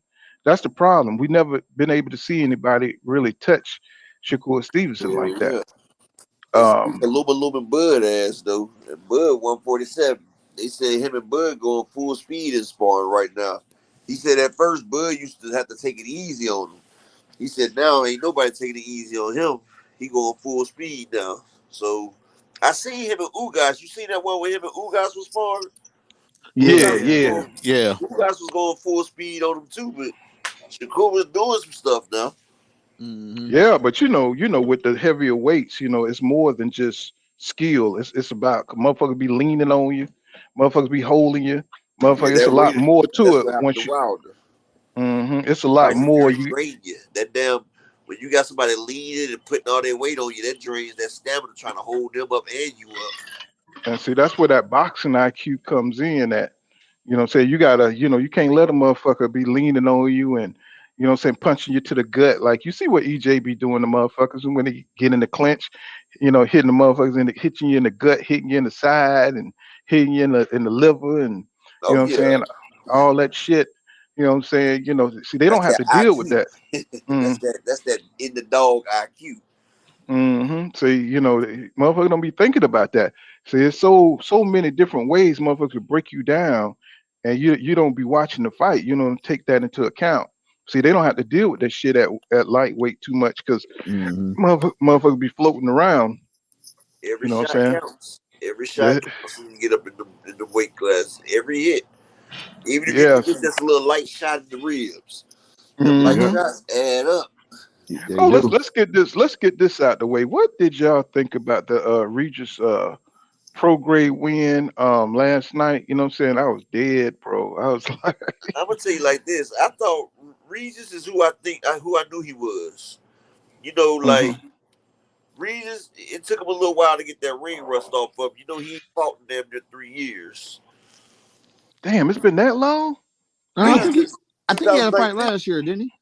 No. Regis' last fight was against when he lost to Spence, I thought. That Triller fight. Man, it's been that long. Like Yeah, I feel like I'm in a damn time loop, or some shit, you man. know, But shit. Regis. That's why Regis be damn tripping. He was supposed to have a fight earlier this year. It fell through. And he was supposed to have one last year. It didn't go through. You know, people don't be really wanting to fight Regis. That's why he has Mm-hmm. to have a belt. That's the only way he really gets that damn smoke. Because people forget that he tried to go with Bud. He tried to fight Bud, and Bud denied him and moved up. Because Bud was down there in New Orleans. Regis fought in March, I think. Yeah, you don't remember when it was Teofimo and Regis program was on the card, and Bud was down there in New Orleans that year, and he called Bud out. Bud took his talents to South Beach and Joe Horn. But you know, Regis always been wanting to get a piece of Bud though, because they was there together. But the powers that be and Bob Aaron, they blocked Regis out of them shots. So Terrence Crawford got that in Dongo fight. And you know, and Dongo fought Regis right after he fought Crawford. Regis put Mm-hmm. him down a whole lot quicker than Crawford did. And then Crawford moved up. But But see, like you say, they see. That's why we try to tell Bud fans that his shit was crafted. Oh You know what yeah. I'm saying? He didn't fight he didn't fight AB. He didn't fight Regis. He didn't fight the best in the land. You know what I'm saying? He fought motherfuckers that had the opportunity. You know what I'm saying? At the belts. You know what I'm saying? It's a lot of people get blocked out from yeah, having those opportunities, so they don't take no risks. You know what I'm saying? Imagine if Regis had the belt. You know what I'm saying? You know what I'm well, saying? we get stopped. Hmm. You know what I'm But saying? we got So stopped. Oh, go ahead, brother. so so you got to keep it real, bro. You know what I'm saying? Don't come up here with that fake shit, bro. We know he didn't fight those dudes. You know what I'm saying? We see how he's moving at welterweight. So, you know what I'm saying? Don't come here with that fake shit that he's the best. You know what I'm saying? That nigga never fought the best. You know You know what something, I'm saying? Paul? You know something? I'm Hmm. gonna be 100% honest.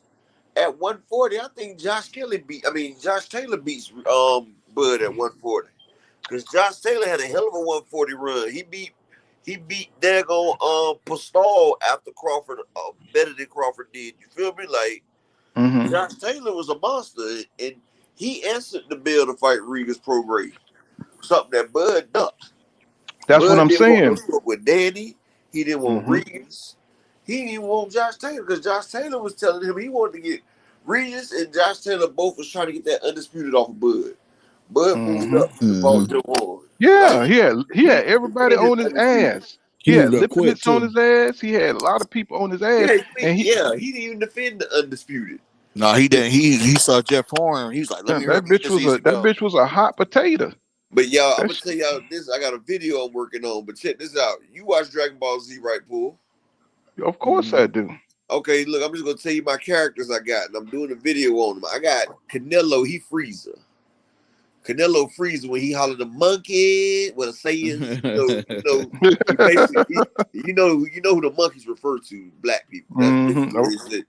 I got Earl is Goku, Jamel Charlo is Vegeta. Because Goku and Vegeta steady push themselves, right? I Hmm. Hmm. got Coach Derek James as Wiz. I got Hmm. Floyd Mayweather as Beerus. Beerus, The little angel dude. Hmm. yeah, I got Bud God Crawford as destruction. yeah, I got Hmm. Bud Crawford as Satan Hercules, right? The one who always thought. And the reason I got him as that because I got Boots as Sale. Boots, Jerron Ennis, he's Sale, perfect Sale. And remember when Satan talking about, man, I'm gonna have to fight him. Sale had the best of everybody. Hmm. I got David Morrell as Jiren. David Benavidez as Topo. I got Mm. Caleb Plant as Kaba. I got Jamal Charlo as Hit.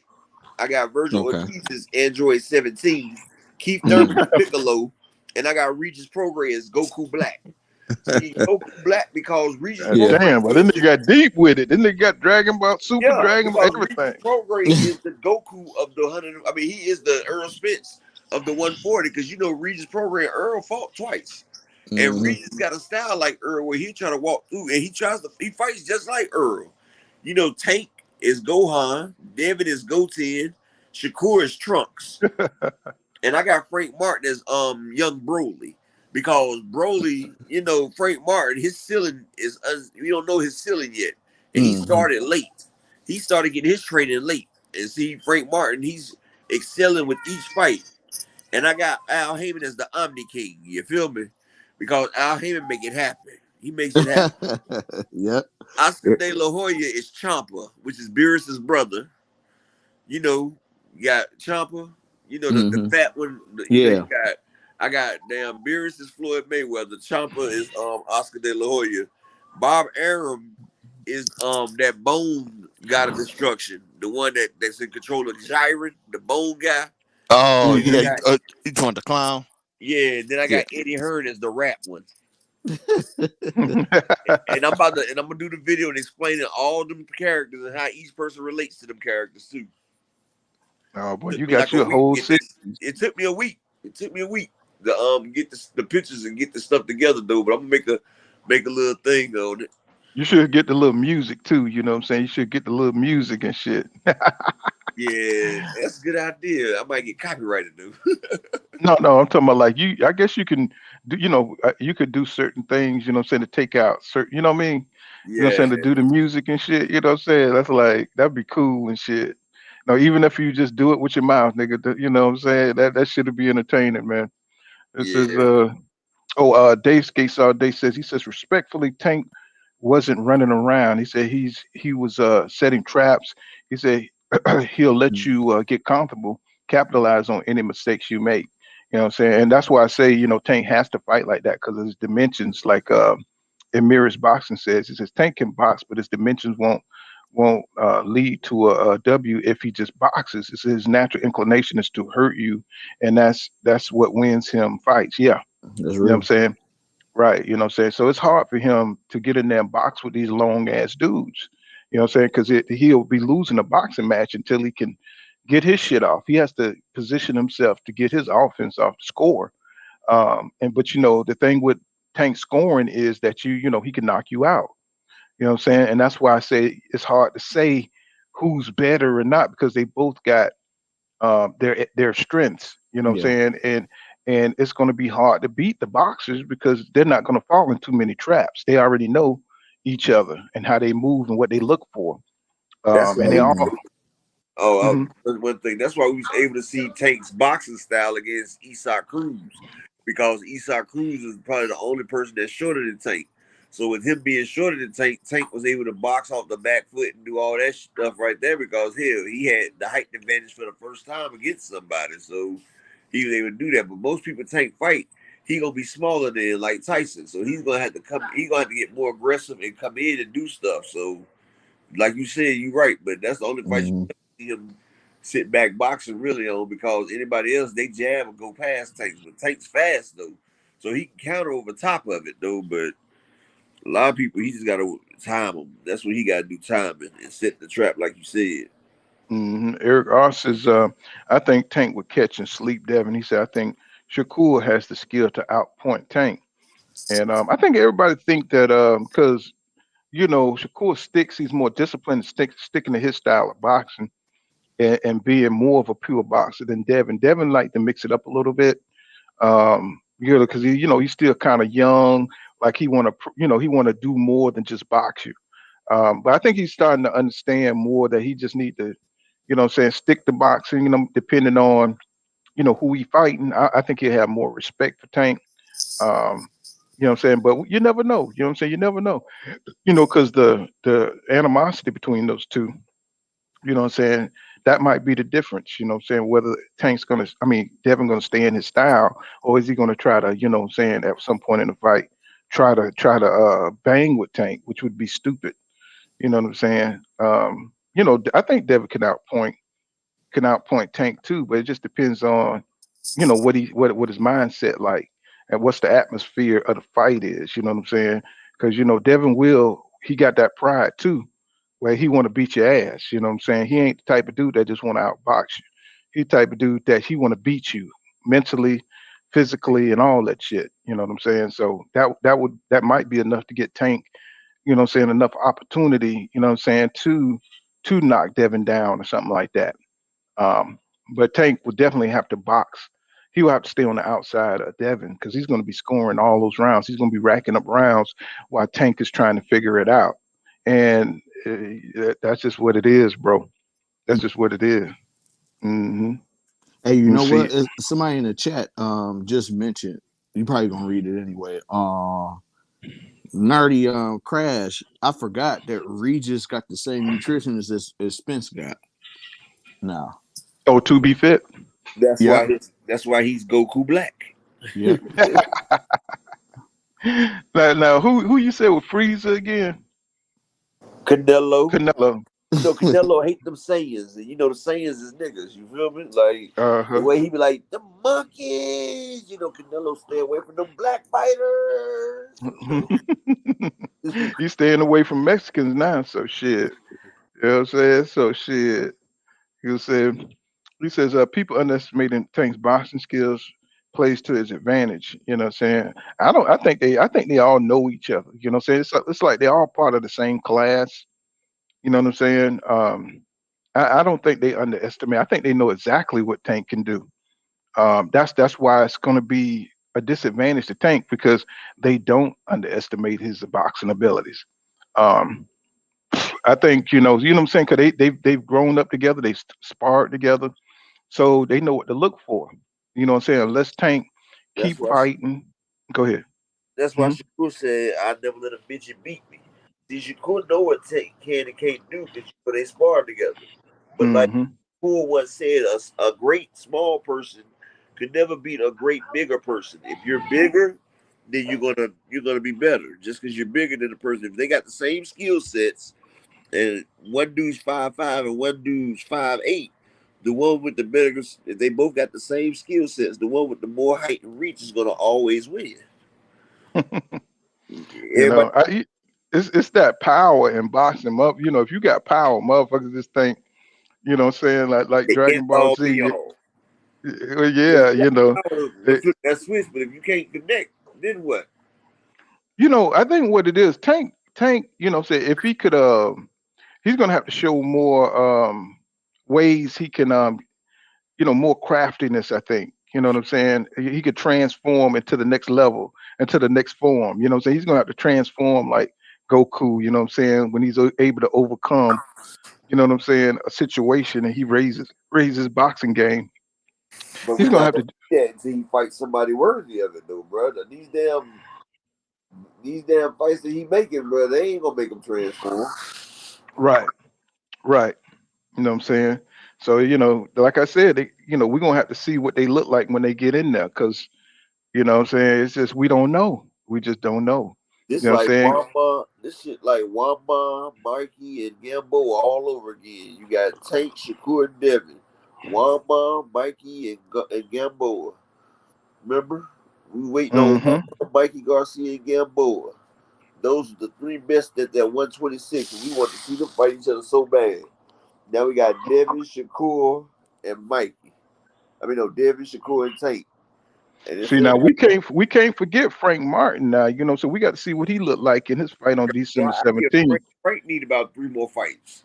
They put Mm-hmm. him the right way. Each fight, he's getting better. Like he's on the Earl Spence route, where they push him against better fighters each time.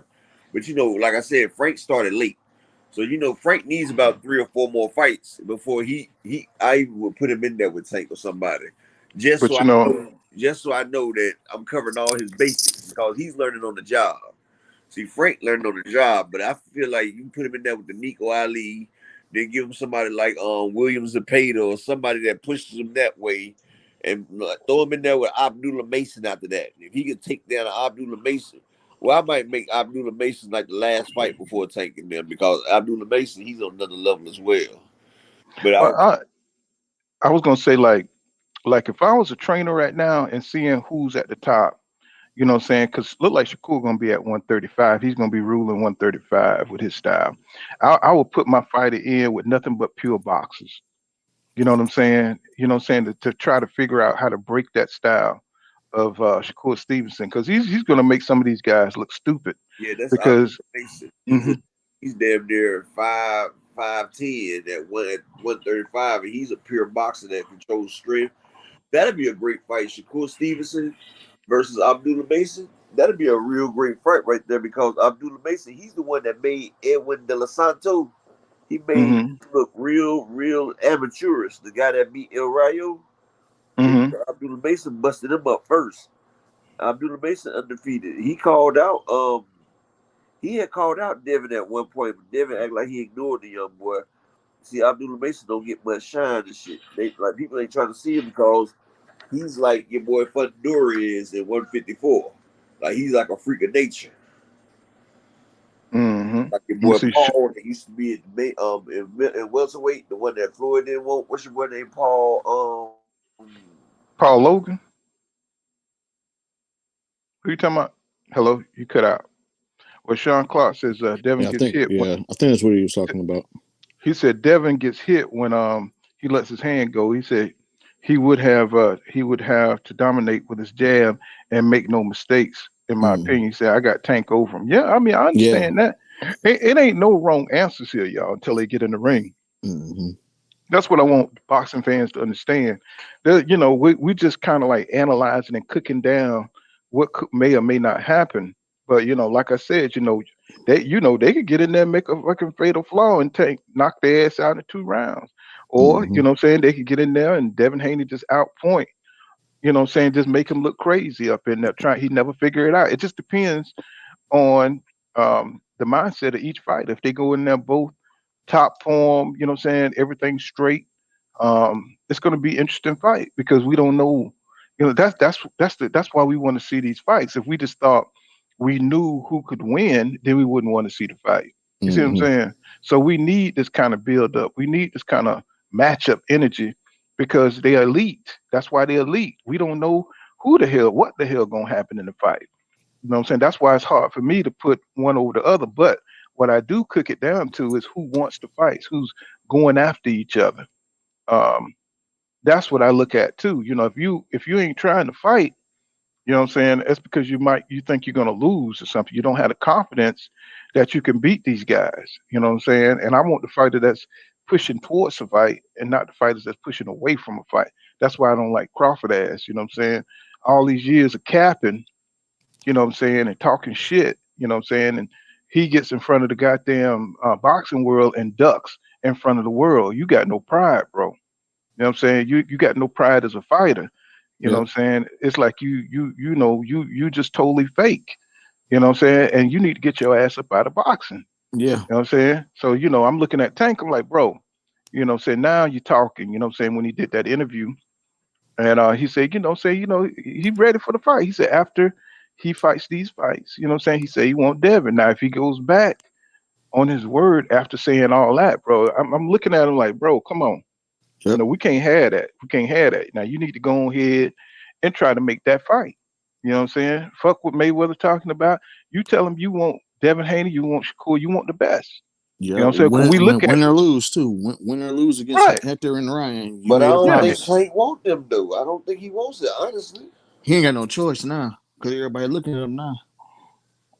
Well, Well, one he thing know about he it. ain't got to fight Devin. He knows he won't have to fight Devin. He knows that because Devin's going up after this fight. He gonna fight Tiafimo after this because Devin can't keep taking 140, 135. Well, it's gonna Tank career is gonna take a hit if he end up fighting around, if he end up moving up to 140, you know what I'm saying, after everybody done left 140, that's going to look bad on him. And now he needs to stay at 135 if he want to keep legacy, you know what I'm saying? Because he don't want to be like Terrence Crawford, lagging behind and waiting for all the interesting fights to pass him by and staying safe over at Mayweather promotions and shit. You know what I'm saying? Dodging motherfuckers because he don't want the belts and he don't want great competition. You know what I'm saying? So he can't do that. He's got to fight Like these Tank, guys. like Hmm. you would have thought Tank wanted undisputed. Like with his resume right now, if he would have went and got undisputed, they wouldn't have been. Hold on, Jim. They wouldn't have been able to say nothing if he would have got undisputed. A three-time a three-weight champion plus undisputed. That would have launched him into a different stratosphere. That would have made his money double, and then they would have started comparing him to Floyd even more. Then Hey, who was that guy? Who did Devin knock out? Who was that guy? I can't remember. It was kind of early in his career. He wasn't no elite dude or nothing like talking that. about But the he fight of just the year knockout. yeah. Who was that guy? I can't remember. His name Antonio Moran. Okay, yeah. So he can. I mean, I don't think he'll knock out Tank. I don't think he'll knock out Tank. Tank got a chin, bro. You know what I'm saying? You're gonna have to come with some perfect shit, you Mm-hmm. know what I'm saying, to knock out Tank. You gotta catch that nigga moving forward into a shot, some shit like that. And you just catching that nigga right at the point of impact. And just to wobble him. So you got that short neck. It's hard to hurt motherfuckers with short necks. You know what I'm saying? Yep. Andrew Smith says Rolly don't fight like Devin. You know what I'm saying? No, Yeah, you Nope. see Rolly's dodging smokes everywhere. He's just trying to take big fights to get, Yeah, Rolly got big that payday. payday. When you get that damn Hmm. payday, like Ugas, Ugas got that Manny Pacquiao and Earl Spence payday. Ugas only want a big fight now. When you get them paydays, Cambosos was about to quit because once you used to fight for 500 and 125,000, and then you get that million something payday, you're not trying to go back to fighting for peanuts. You're not. Yeah, that's true. That is true. Yep. I'm like Rolly turning down all kind of damn offers and shit. Man. You know what I'm saying? What's going on, Don Sapensky? I see you down there. I'm just working my way down the comment section. And Sean Clark says Dev can, but he's more likely to get hurt before Tank if he tries. And what's going on, PGH Big Dog in the building? He says Haney is still underrated. He said he wins a tough fight. He wins a tough fight for Tank. I mean I could see it happening both ways, you know what I'm saying, but more likely, like King Judah says, you know what I'm saying, boxer gonna beat a puncher. You know what I'm saying? A person that's just looking for only have one way to win, you know what I'm saying, that opening may never come. Yeah. You know what I'm saying? But can it come? Yeah, it definitely can. You know what I'm saying? And that's why I think Tank needs those fights now before he starts losing, you know what I'm saying, that young man explosiveness, that his reflexes and shit like that while they're at their peak. Because, Devin is younger than them. Shakur, they all younger. So they got more time, you know what I'm saying, to be in that range, in that athletic prime. You know what I'm saying? Jay Smith says Devin's just cool with winning on scorecards. He's not the type of fighter to get you up out of there. No, I mean I think he wants to do more. I think if Devin had more power, and that's why they were talking about when he moves up to 140, trying to get with Blu-ray to see if that, what I'm saying, because Hmm. he's draining himself down, so he's killing himself to make weight. So, I'm interested to see if his power increases as he moves up in weight. You know what I'm saying? Because, once you're draining yourself down, your punch resistance, everything goes down. Yeah. You know what I'm saying? Because you're killing yourself to make weight. You know what I'm saying? That's why Virgil Ortiz passing out and shit trying to make 147. You know what I'm saying? Because you're killing yourself. You're going against your natural, your natural body growth. You know what I'm saying? To shrink down all these weight classes. You know what I'm saying? Hmm. To the size of a child. You know what I'm saying? You're a grown ass man. You know what I'm saying? I didn't weigh these damn weights shit when I was in school. Shit. Sixth grade, I was probably 150, you know what I'm saying? Something like that. You Hmm. know what I'm saying? So these dudes are shrinking down to these crazy miniature sizes, and then they're trying to fight at these weights. You know what I'm saying? When a naturally walk around weight is like 170, you know what I'm saying, 160, shit like Yeah. that. You know what I'm saying? So that's hard, bro. And, That's and to tough. be and to be able to fight 12 rounds, taking shots and shit and moving and what I'm saying, at these different weights, you know what I'm saying? That's not a natural thing to do.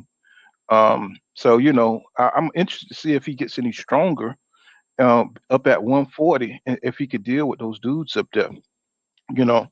But for Tank, say he's naturally a smaller dude, that can make that weight, saying. And I want to see him, just take bigger fights, and at 135 before these guys pass him up and have to move on to 140.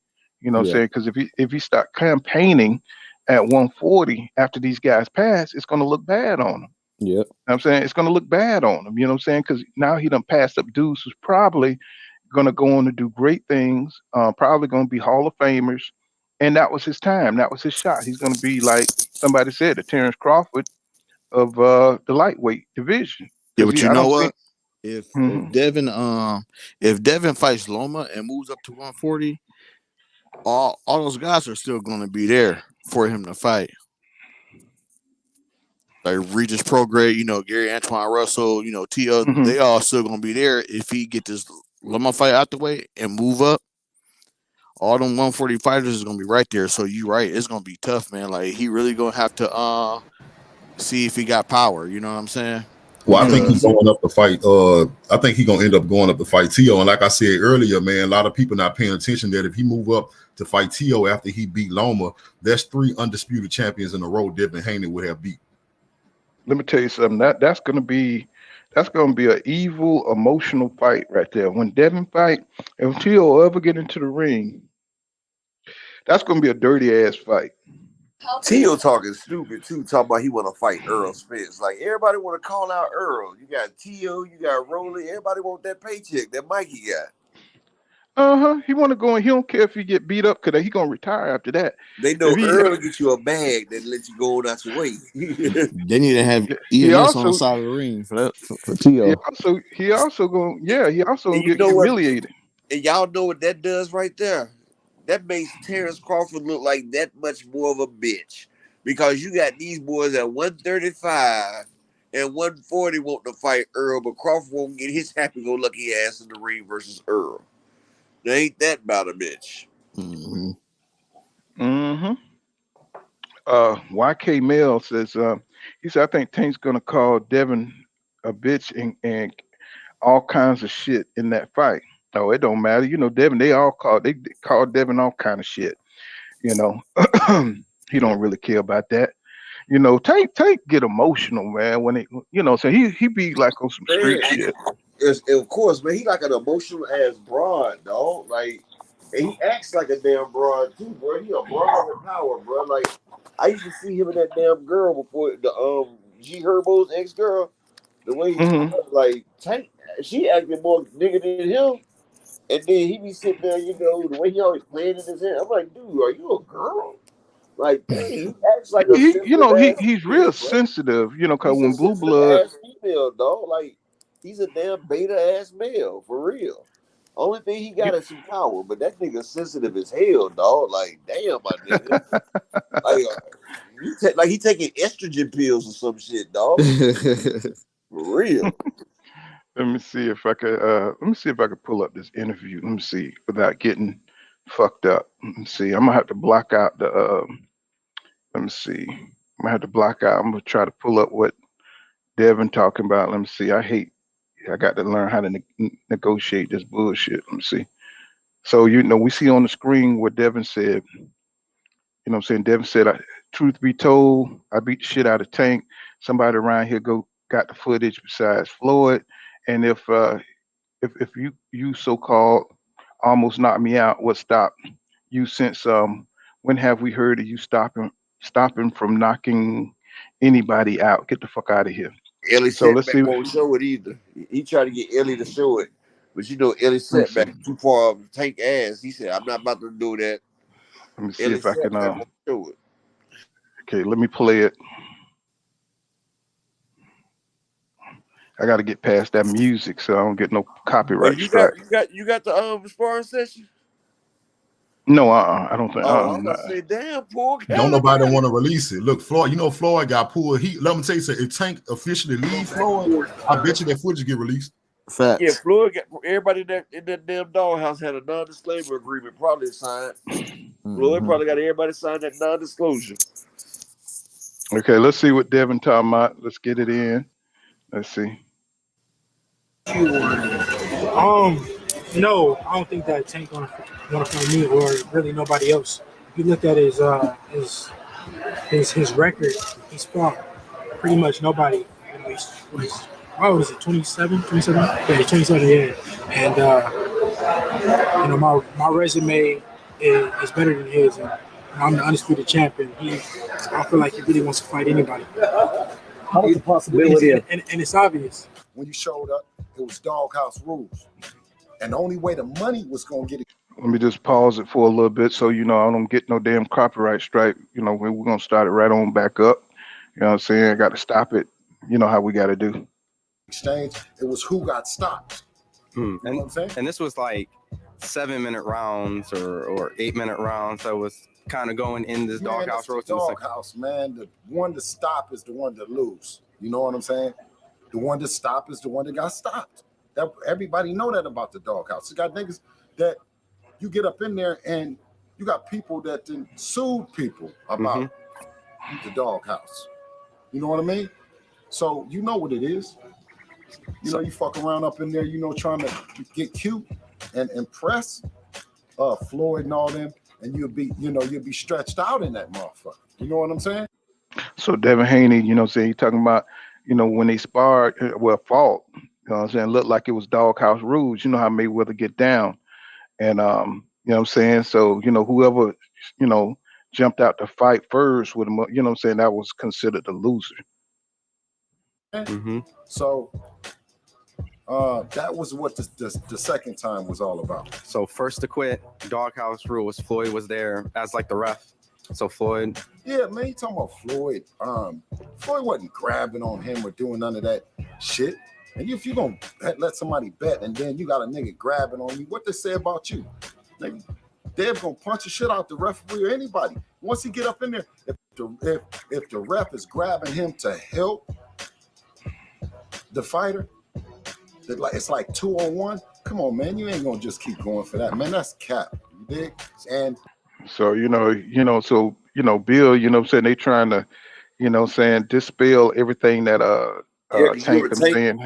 Because you remember Go ahead. Tank came out once before and said that Floyd was trying to help Devin. He kept holding him, and Devin was hitting while he was being healed and all that crap. You remember Tank was saying all that bull crap a Mm-hmm. while ago when he said that Floyd wanted Devin to win.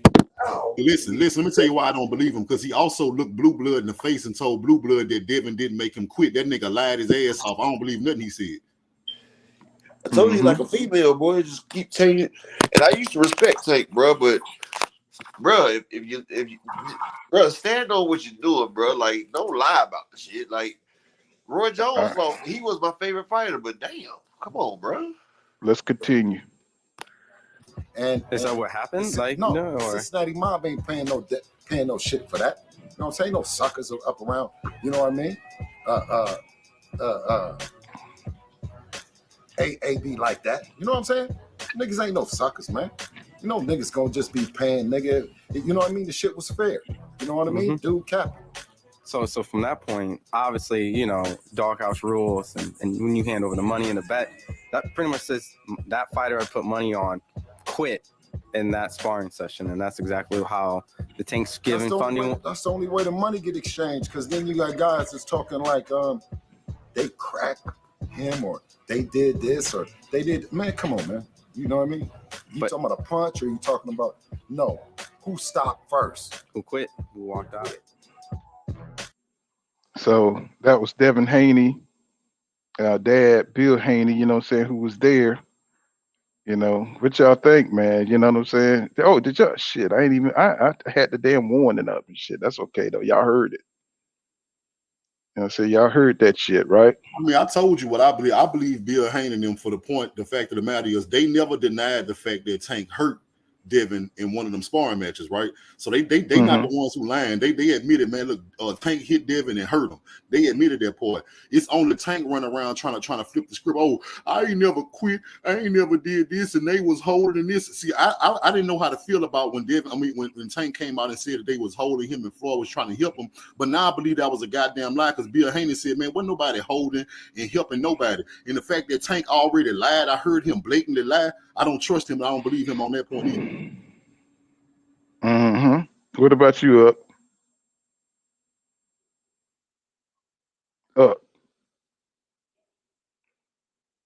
upper echelon? Cause now for to bring up Tank interview. Let's see. Hopefully I don't get no damn strike for this shit. Let's see. Let me see. Let me do my little disclaimer shit so that I don't get fucked up here. Hold on. Okay, let me see.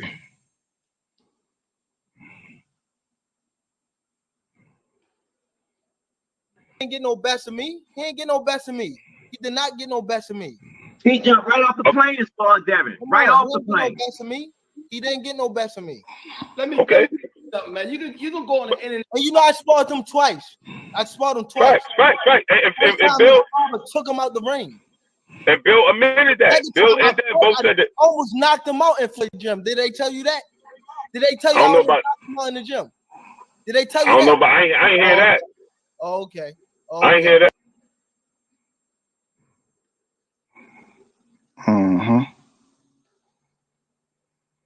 Okay, that's all of that. But did you tell me if you caught this pool? You from the old school, you from the hood. Did you hear how he said, oh, he didn't get the best of me? What Calvin Ford did he jump in? Oh, Tank sparred him fresh off the plane. Calvin Ford was already making an excuse for why Devin did school him, why Tank lied and say he didn't get schooled. Yeah, I caught that shit, man. I'm from Baton Rouge, Louisiana. I caught that shit. Tank was lying and Calvin Ford tried to jump in there and tell a lie for him to save him. Yeah, Tank said, Tank got pride. What's going on, Renee Box Young? I see you out there. Y'all subscribe to Renee Box Young. So, this thing is heating up. You know what I'm saying? Tank don't want Devin to have one on him. You know what I'm saying? So, mostly everybody says that Devin made him quit. There's nothing wrong with that. From what I understand, we don't know what standpoint. We don't know if Tank was trying to get back in shape, or we don't know because we know back then Tank had issues with staying in shape. We know Devin stays in shape. We know Shakur stays in shape. So it's all about discipline. And what I'm saying? I know this had scheduled. They supposed to. I think Tank called them out again for another fight. You know what I'm saying? But that never happened. You know what I'm saying? So these two. This fight here is definitely what I'm saying going to be a super fight. Well, look, They say what now? what happened was what I heard after the second time they sparred. That's when Tank wanted to spar a third time. Mm-hmm.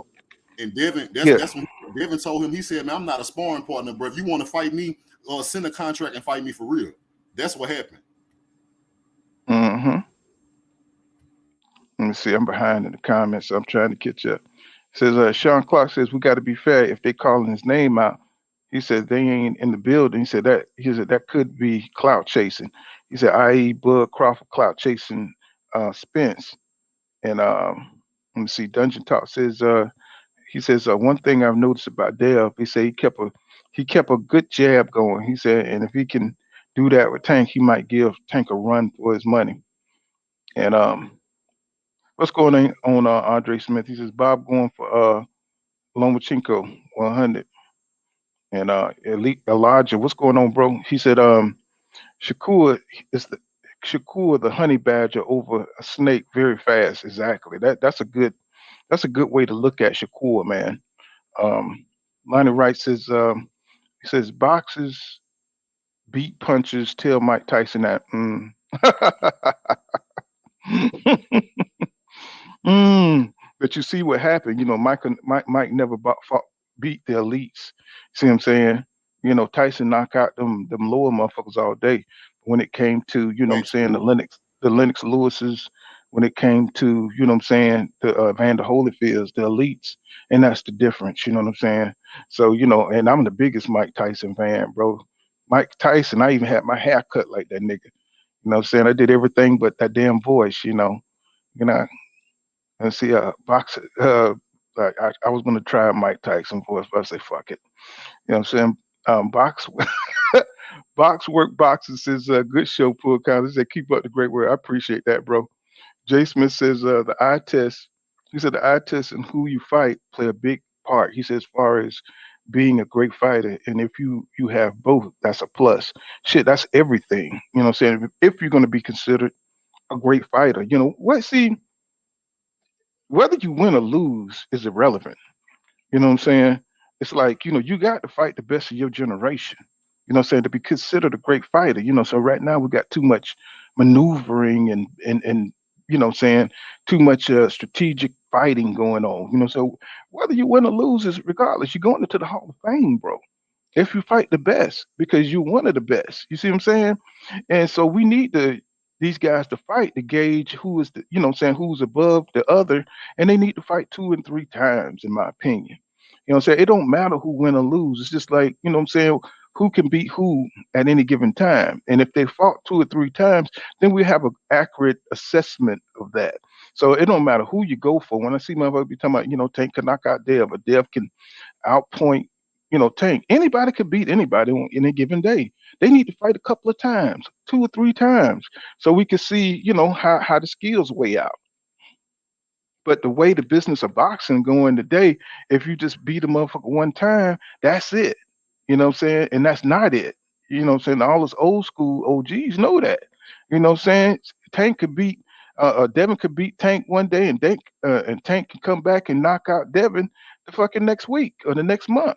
You see what I'm saying? So that's what I'm saying. They got to get in and they got to mix it up. But realistically, they're probably only going to fight once. You know what I'm saying? And whoever the best man that day is going to win. You know what I'm saying? That's what I'm trying to get through to a lot of these fans and stuff.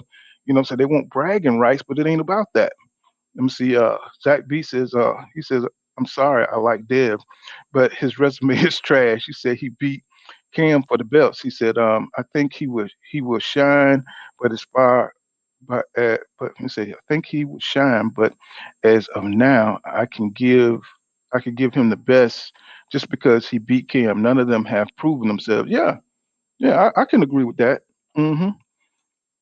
But see, there's not enough dudes that's being involved. You know what I'm saying? They should be knocking off everybody who's up there. You know what I'm saying? They should. Frank Martin should have been going through the. You know, so he's a good fighter for everybody to measure. He should be the Gamboa of 135. You know what I'm saying? And see if he can overcome and become a champion. You know what I'm saying? So he's got that skill set. He's good enough, durable enough, got enough boxing IQ to test these guys. And, we need a set of journeymen, or I ain't gonna call them man the journeyman, but we need some fighters of that caliber. You know what I'm saying? To test everybody. You know what I'm saying? You know what I'm saying? So they can excel, they can get better.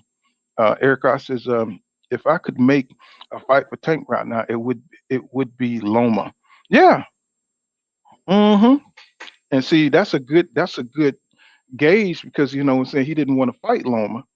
And I'm looking at the attitudes of Tank. You know what I'm saying? If he wanted that fight, I would feel more confident. I think he could beat Loma now, but I don't think he could have beat Loma then.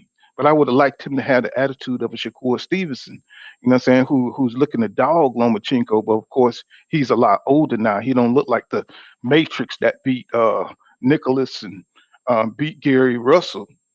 He don't look like that same Loma no more. So once you get a little older, everybody want a piece of that ass because now the legend is getting older. He's not as fast and he's not as crafty. He can't do all the shit that now he's been exposed. What I'm saying, his fighting style that he can't really fight going backwards. And Shakur gonna press that motherfucker and keep that offense on him and keep him at bay. You know what I'm saying? So I mean, it's just time, father time, you know what I'm saying, really, what I'm saying, beats all these boxers. And I think Tank could get Loma now, but I want his attitude to be better. You know what I'm saying? And I think that would lift him up, what I'm saying, as far as his what I'm saying, is his perception to beat Shakur or Devin. I'm saying? As long as he's a reluctant warrior, what I'm saying, no, nobody's gonna like really believe in Tank except the people who really like power over the pure science of boxing. You know what I'm saying? So let's see. Andre Smith says boxing is an art. It definitely is. And Jay Smith smiling. Dungeon Talk says what we do know is Tank got a chin. Yeah, he do. He said he knows Dev. He said he know Dev is a little shaky. He said we haven't seen Shakur chin tested yet, and I don't think we're gonna see it tested for a while because he's that kind of athlete. He's kind of like a Roy Jones type of athlete. You know what I'm saying? Just on another level with his reflexes and skills. You know what I'm saying? And just like Loma, nobody could touch Loma. You know what I'm saying? Because you had to wait for him to slow down a peg. Nobody could touch Roy. You know what I'm saying? Because he was such an athletic fighter that he had so many gifts that you got to wait for these kind of dudes to slow down. And Shakur being one of the younger guys, they're not going to see it. You know what I'm saying? Because he's younger than them. That's why, what I'm saying, Tank going to have to, what I'm saying, he going to have to get it in because he's older. What I'm saying? He's not going to get any better, what I'm saying, than these guys because, what I'm saying, they got a longer wait time, a longer shelf life. You know what I'm saying? They got time to catch up, what I'm saying, to Tank, you know. But Tank gonna be declining while they still going up, is what I'm trying to say. Sean Clark says, I believe Tank casual demeanor in the ring is geared towards luring his opponents in. He said he does get hit in the process, but he's got an iron chin too. Yeah. And see, he's gonna have to use that. You know what I'm saying? Because these dudes don't hit hard enough to knock you out, and he's got to use that to his advantage. Um, how he's going to employ that is going to make a difference, and if he can win the fight and get him up out of there, um, that's going to be Calvin's mission to get a game plan that works in favor of what Tank does best in the ring. So, what I'm saying? Like I said, this shit is, we're starting to get into the what I'm saying? We're starting to get into the technical, what I'm saying, idea of the fight, man. And that's what's exciting. What I'm saying? That's why I want to see Tank change his attitude and get in there with one of them. You know what I'm saying? But like I said, Devin going up to 140.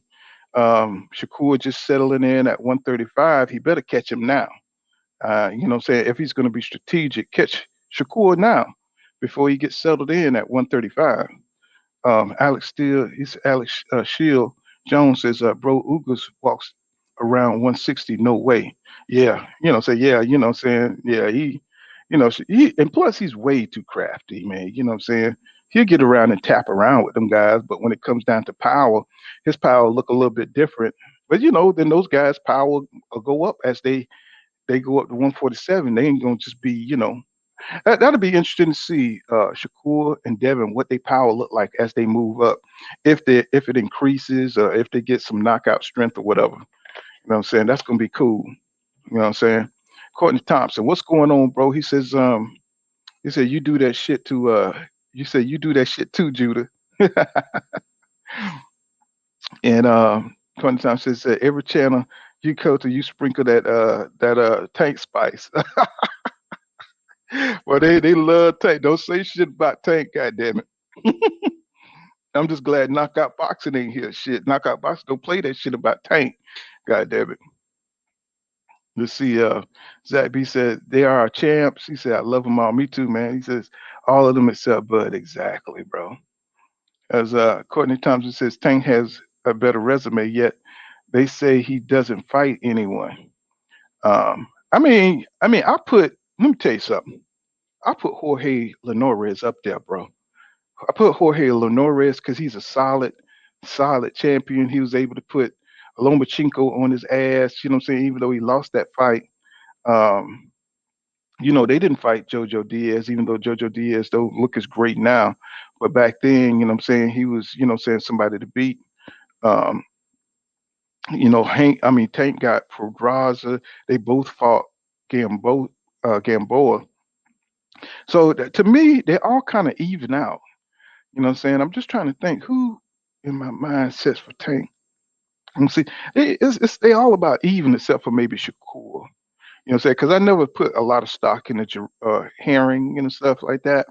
Um, Oscar Valdez, you know what I'm saying? That's a good win for him, but it don't equal to what Dev and Tank did. So he's just kind of like just coming in, you know what I'm saying? So, but he overall polished skills. I think Shakur, you know what I'm saying? He's the better athletic fighter right now as far as boxing skills. Uh, but Devin them, they got other intangibles, you know what I'm saying, as far as experience and stuff like that. So, like I said, this shit is hard, bro. When you start to think about shit, you know. Let me see. Jay Smith says, he said both kind of a little stiff though.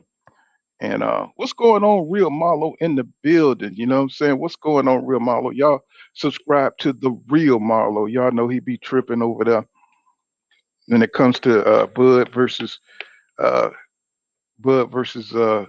Errol Spence Jr. You know what I'm saying? I dropped the link in case Real Marlo want to come up and kick it. You know what I'm saying? Let me see. Let me see if I get this link. There it is. You know. Courtney Thompson says he says them skills. He said them skills look good against the local mechanics. He says it's a different story when they all get in there with each other. Exactly. You know what I'm saying? That's why this shit is so important, man. But as far as the inside though, he said School is a better inside fighter than Dev. I don't know. Because, when Dev was fighting against Jorge Linares, he hurt his ass on the inside. You know what I'm saying? Dev got caught in that fight because he was mixing it up. I don't see Shakur fighting on the inside though. You know what I'm saying? I'm trying to think of a fight where I saw Shakur fight on the inside and I can't think of one. He don't have to fight on the inside. You know what I'm saying? Because he's so good from the outside. You know what I'm saying? I don't know. I don't. Can any of y'all think of a fight where Shakur fight on the inside? Judah, up. Y'all still there? Yeah, I'm here, bro. I don't. I told you. I think Devin a better inside fighter. I think he got more. How I want to say it. Punch variations. Meaning Devin throw more hooks and uppercuts than Shakur do. Shakur more of a straight puncher. So when you get on the inside, there's not a lot he can do once he get close to you. So I think by default, Devin is a better inside fighter than him because he have a larger variety of punches that he will throw on the inside. But can you think of a fight where Shakur fought on the inside? I can't think of one. You know what I'm saying? I mean, he's so devastating from the outside. He just once he pick your ass off of that 1-2 and you're going backwards, you know what I'm saying? He hit you with the, 3-4, you know what I'm saying, 1-2 again. It's like, it ain't much you can do with that. You know what I'm saying? I've never really seen him fight on the inside like that, or had a fight where he had to fight on the inside. You know what I'm saying? Once a motherfucker step towards him and shit, he gonna check your ass and he out. You know what I'm saying? You got to start all over, with the range again. He's just a crazy athlete like that. But I don't think he'll better inside fight. I don't think Devin. I think Devin can fight more on the inside, but he's more vulnerable once he start fighting on the inside.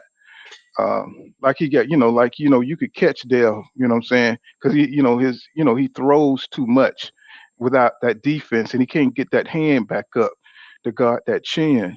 I don't think Shakur give a motherfucker a chance, you know what I'm saying? Because he only gonna throw 1-2, he gonna pot shot you, and he gonna keep his defense and fundamentals tight. You know what I'm saying? So I think that's the difference between Dev and Shakur. You know, and Real Marlo says, he says, Dev don't belong on the inside. He said with his long frame, especially against Tank. Yeah, he right about that. Dev need to do what Shakur um, does. You know what I'm saying? Especially if you're talking about moving up to 140. You know what I'm saying? He's going to have to be more of a disciplined boxer. And which I think he has, but I think he can't let his pride get to him. You know, until he's strengthening up and he acclimates himself. You know what I'm saying, at that weight class, he's going to have to be a boxer. I think he could beat Tio. I think he could beat Tio, but he's still going to have to watch out for what Tio can dish out because Tio got power and he's athletic. He's fast and he's wild as fuck. You know what I'm saying? Because, you saw how he did against George Kambosos when he got the knockdown. You know what I'm saying? He can't come forward on your ass. And, you know what I'm saying? Devin just going to have to play it like Shakur. You know what I'm saying? Keep that nigga at a distance and be disciplined and use his jab to win the day. You know what I'm saying? So Alex Sheil Jones says, if Devin could counter more and just slip shots, he'd be amazing. He said he's just too worried about getting touched. You know what I'm saying? Well, I think Devin tried to. I mean, if you look at how Devin moved in that fight with Jorge Linares, so that shows you that he can walk you down, but it leaves him open. And I think people want to see Devin and Shakur more vulnerable like that. You know what I'm saying? They don't want to see fights where they just play it safe and because they know they can outbox their opponents, much like they did Mayweather. You know what I'm saying? But Mayweather could stand in the pocket. The difference between Mayweather and Shakur and Devin, Mayweather, he could be in your chest and make you miss. So he had a special set of skills that made him TBE. You know what I'm saying? I mean, it's just what it is. He could fight you in the phone booth and make you miss. You know what I'm saying? He allowed himself to get hit. He was there to get hit many times and stuff, but he just had such amazing defense. It put him on another level, you know what I'm saying, in our eyes. Let me see. What's going on, Meko Eddie? He says Devin need to get with a Blu-ray. And I think they said they was gonna do that. I hope they stick to that because he's gonna need to strengthen up at 140. And that may just happen naturally, since he won't have to drain down as much to 135. I think we're gonna see a difference in Devin Haney. And that's gonna happen. That's gonna happen with Shakur Stevenson too, because now he's moving up to 135. Is he gonna get stronger? Is we gonna start seeing some knockouts from Shakur Stevenson? You know what I'm saying?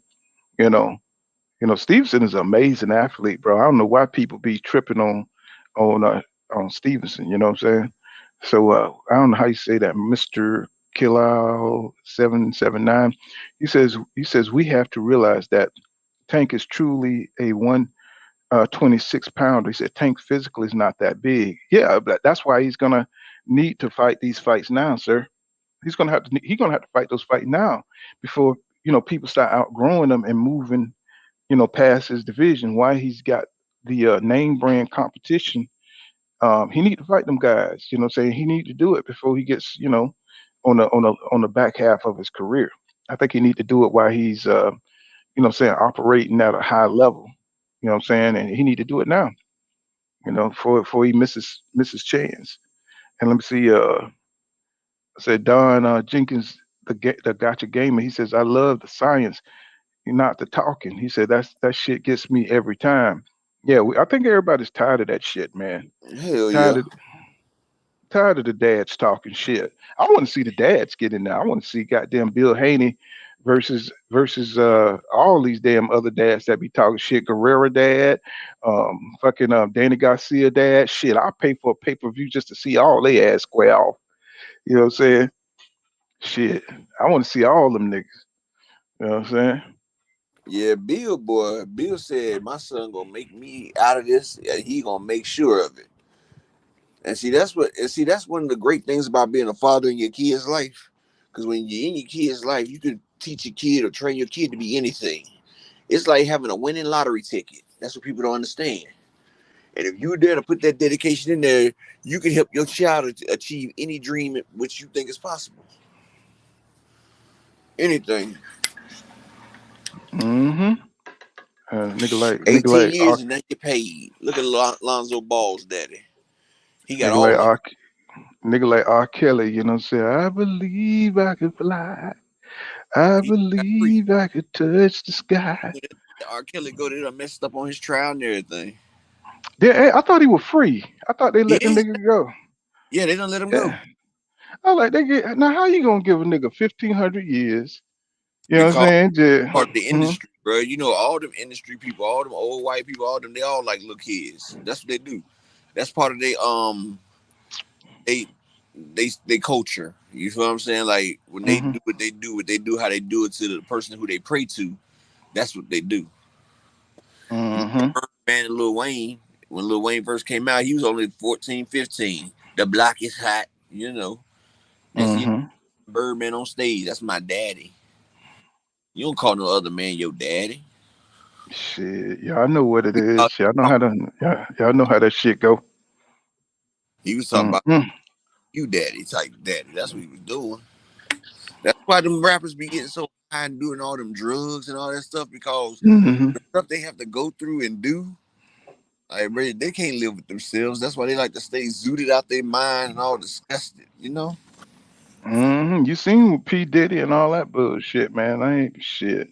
Hey, did Make you it see on. when P. Diddy and Fabulous was talking that day when they was sitting there? Mhm.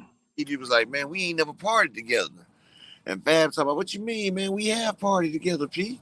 He's like, "Nah, we ain't party together." He talking about party how? He said, "Man, party."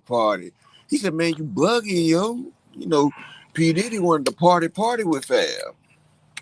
Mhm. I So you know. remember when P. Diddy and Usher had that interview and P. Diddy was talking about how they be in the bed and stuff eating cereal, and he was like, "Well, I ain't mean in the bed, but yeah, nigga, yeah."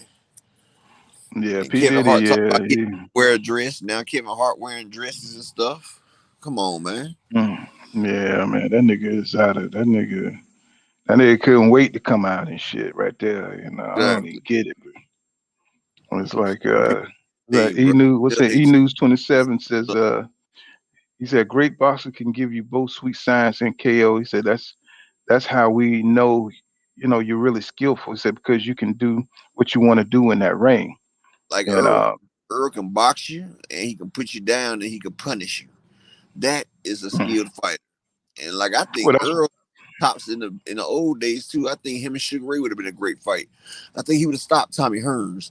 He would have stopped Roberto Duran, but I think Earl Spence and Sugar Ray would have been a hell of a fight. But he stopped Sugar Ray like the 10th or 11th.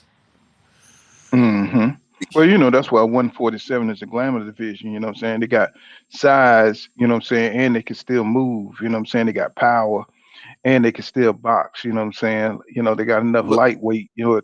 Hmm but Pooh, you want me to tell you it's never been before, but the 140 division is about to be the glamour division. You think so? Man, okay, you got Regis Ruru in there. Josh Taylor is still there. You got your boy Catteralls in there. You still got Ramirez. You still got Antonio Russell. You got Tiafimo. Devin Haney's gonna be there. Like you got your boy what's your boy name? The Puerto Rican that called out Tiafimo. He said, "Please don't make me fight him." Arnold Barbosa Jr. Bro, you got some killers at 140 now. You got Limpiness back down there. Limpiness just crushed somebody down there. Remember he just took out Figueroa with extreme prejudice. Omar Figueroa, he took him out with extreme prejudice. Omar thought he was about to beat down Adrian Broner, but he got lipping yet. Mm-hmm. Because after he lost the boots, Sergey said he going back down to his weight. He said he can't deal with the 147. Then you got your boy Brandon Lee, Boots' best friend. He started off hellified. You know, he got like over 20 wins, like 18, 17 knockouts. But now he's starting to see that he fighting the upper echelon down there at 140. Them boys cracking. That's what I'm saying. You got a lot of dangerous people in the 140 division, but they deep. And then you got them 135ers moving up. Ryan Garcia's moved up. You feel me? Like, it's going down in the 140s. I gotta scroll up, man. I'm way up in the damn comments. Shit. You got Hutchinson in there. The African Richardson Hutchins. You got punk ass Montana Love in them there. But but historically, you know what I'm saying, 147 is still, you know what I'm saying, the division, you know what I'm saying, that most casual fans, they don't really. But 147, man, like all the big names about to be gone, bro. You got Earl after he finished his thing. You don't think Boots? You don't think Boots and Boots, Virgil, Rashidi, Amante Stanionis, Ugas the Thurman ain't gonna be there that much longer because them young boys gonna put their foot on their necks. You got Boots, Amante Stanionis, Virgil Ortiz, Rashidi Ellis, Alexis Rocha, and Cody Crowley. That's probably about all the new young boys that's gonna fight it out. It ain't like a Super 6 series down there. Like Boots, his reign undisputed ain't gonna be that tough. Yeah, hey y'all, you know what I'm saying? I don't be having my phone on, so if I don't see you saying drop the link, you know what I'm saying, it's because I'll be way up in the comments, man. You know what I'm saying? I got to keep my phone on, you know what I'm saying? So I don't be seeing a lot of the shit, you know what I'm saying? I'll be way up trying to read everybody's comments. I get way behind, so Yeah, you know what I'm I saying? seen I you was just on be, champ side last night, boy. Or this morning. oh yeah, I pop in on we got to champ rock side. with the side. Boy, Yes, as sir. soon You as he know, posted that that damn pound for nigga be talking pound, he about started going some. crazy. That nigga go metaphysical on our ass and shit. You know, As you soon was as he like, I posts that love it pound for though. pound, they go crazy every time. Shit, I was like 3 o'clock in the morning, bro. It was 4 You know what I'm o'clock, saying? bro. Like they were going crazy over the pound for pound list. Like, damn. Yeah, that shit don't mean shit. You know what I'm saying? You know what I mean? I It's had to like it's kick just out like 4 people.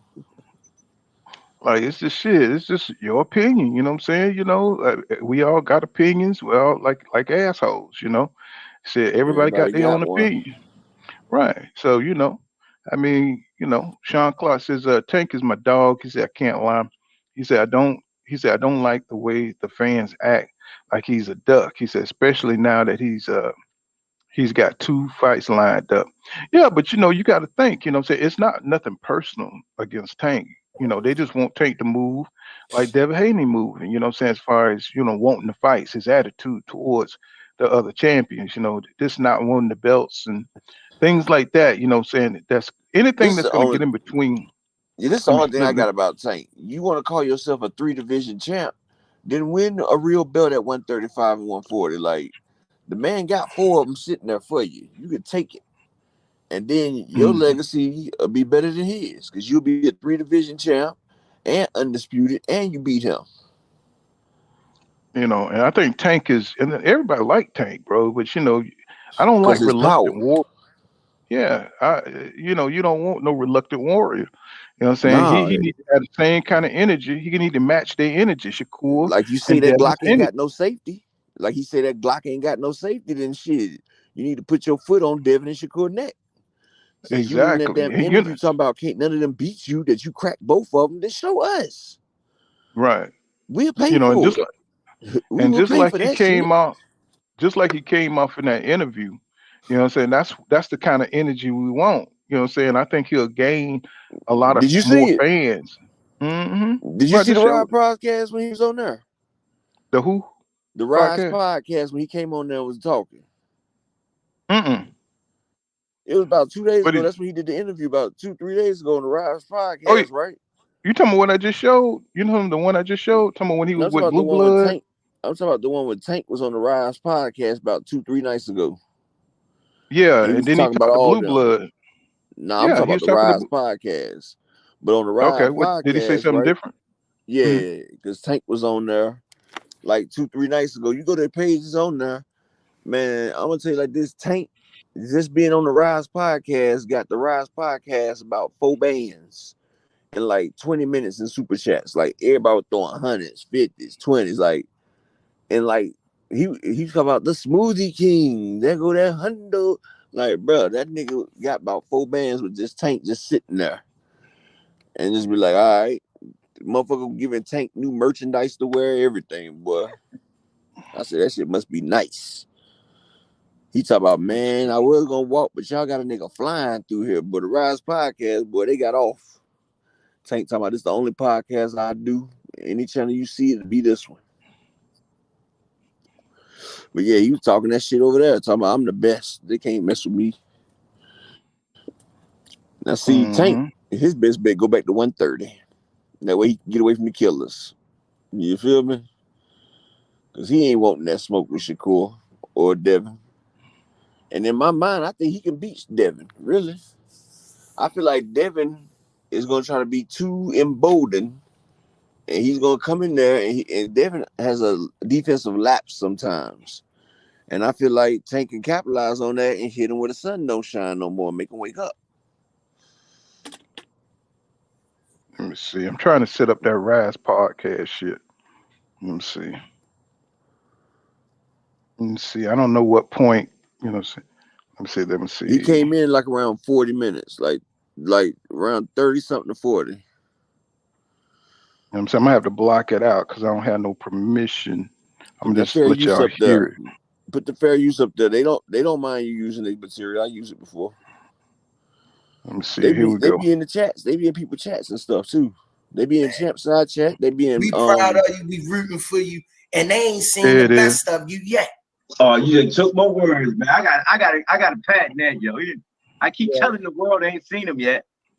Nah, they ain't seen nothing yet. They're gonna get a little glimpse January the 7th though. Okay. And then my boy got the hair out. He got the hair out. Yeah. Watch them motherfucking damn super chats is about to start going crazy. Hey, I already seen the champ crossover through time. I didn't know he had that part too. Yeah, man. Yeah, what the charge? On the crossover tip. Not them smooth, them super chats out the way, real quick. Smoothie King, here they go. Goddamn Tank be bringing the goddamn. He bringing them now super watch. chats. Goddamn. Watch how he do it now. They about to go through them now. Okay. With another one, she loving the my high. Thanks for dropping the 2-piece McNugget. Let's go, ODOG. You gonna see a lot of people that we Smoothie King, right back at ya. With another one, Mellow. Thanks for dropping the 5-piece McNugget. Tank, I'm from the city. Shorty got a clothing brand. How I get you some gear? Oh, let me see. Where y'all reading this from? You can't. You can't see the chat. They got the chat up there. Oh, okay. So we're gonna have to pause it a little bit. You know what I'm saying? Let me see if I can go. So what Tank talking some shit. You know what I'm saying? I don't want to go over their super chat. He be talking while they doing the super chats. He do it while they doing super chats because people be asking questions. Okay. Let's get back into it. Let me see. I've already hit the play button. It ain't me. There it is. Damn.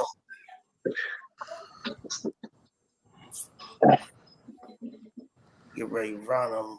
Smoothie King, right back at ya. Chris Trucker, thanks for the 5-piece McNugget. Yo, Squeeze, Don's called me Trucker Sally. Smoothie King, right back at ya with another, and my senior Carbs voice. Unheard of, baby. Thanks for the 5-piece McNugget. Like the video, subscribe to the Rise Podcast, GTD, therisepodcast.com. Shop now. You already see what I'm rapping. You already know. Smooth. Come Tank. on, man. When he don't want to, he's scared to talk to Tank. Yo already said he gonna knock everybody out on the podcast. Hold on. Right I'm gonna knock all the You can coaches skip out. about 10 minutes, Pool, because it's gonna be all super chats for the next 10 minutes. Right back at you, Sean Kennedy. So what? I should go later in the interview. Tank, Yeah, go a little bit always later. Go wanted about to 10 know minutes into it. who told you to throw that overhand right versus Barrios. Let him get that in. Overhand right. Versus Barrios, Mario Barrios. Barrios fight. I don't know. I don't think nobody told me to throw that. Yeah, we didn't. We definitely didn't tell you. I just told you which way he was moving. Yeah, I don't think. Yeah. Smoothie King, right back at you with another one. Timothy Stop Mine. Thanks for dropping the 5-piece McNugget. Tank, I got Detroit on lock. Smoothie King, right back at you. All right, I got you 8 and some OGs. He said he got you, Jim, the panel, and Coach and Tank. Thank you. Thank you. That dude, he been on this panel before. See. The best dad ever gonna be over there too. I don't know. Well, if I keep my fever down, I get to be home tomorrow. But however, Tank, I want to tell you. Tank, I want to tell you. That's no girl that sent the $100 right there. It's been a while. Like when Miss Mona was saying. Let me tell you something. Let me tell you this. The Most High, He has you. You might get lonely because where you going, a lot of people can't go. He's working with you and on you, and you're gonna lose a lot of friends and people that you think are friends. You're gonna be by yourself because they can't go where you're going. He's gonna do amazing things for you, to you, and it's more than boxing. It's more than boxing. I promise you that. You remember that. Yes. You remember that. Yes, ma'am. So, and always know I pray for you every time when you coming down. I be so proud. Like, look at my son. Hey y'all, I gotta shut it down because I gotta. I got 2 girls, so yes, you the son I never had. You and the truth. Say what, Bull? You and the truth. Yeah, I gotta shut it down. I gotta prepare for this flight tomorrow. Get out of here. I got a lot of moving to do, but I want to come on. I like to thank everybody for coming through. I want to get on one last time. I thank y'all for coming through. Yeah, I got to get up out of here. Where you at right now, Pool? Shit, I'm in Texas right now. Oh, where You know what I'm saying? Shit, I'm going to North Carolina and shit. Go pick up my truck. You say what? I'm going to North Carolina. I'm coming to North Carolina. Which part? What city is that? You know what I'm saying? What city is that? Oh yeah, I'm going to Charlotte to pick up my truck, and then I got to bounce out to you know what I'm saying? I got to close on that shit, and I got a lot of shit to do. You know what I'm saying? Yeah, I used to be in Charlotte, bro. That's about like an hour and a half away, Queen City.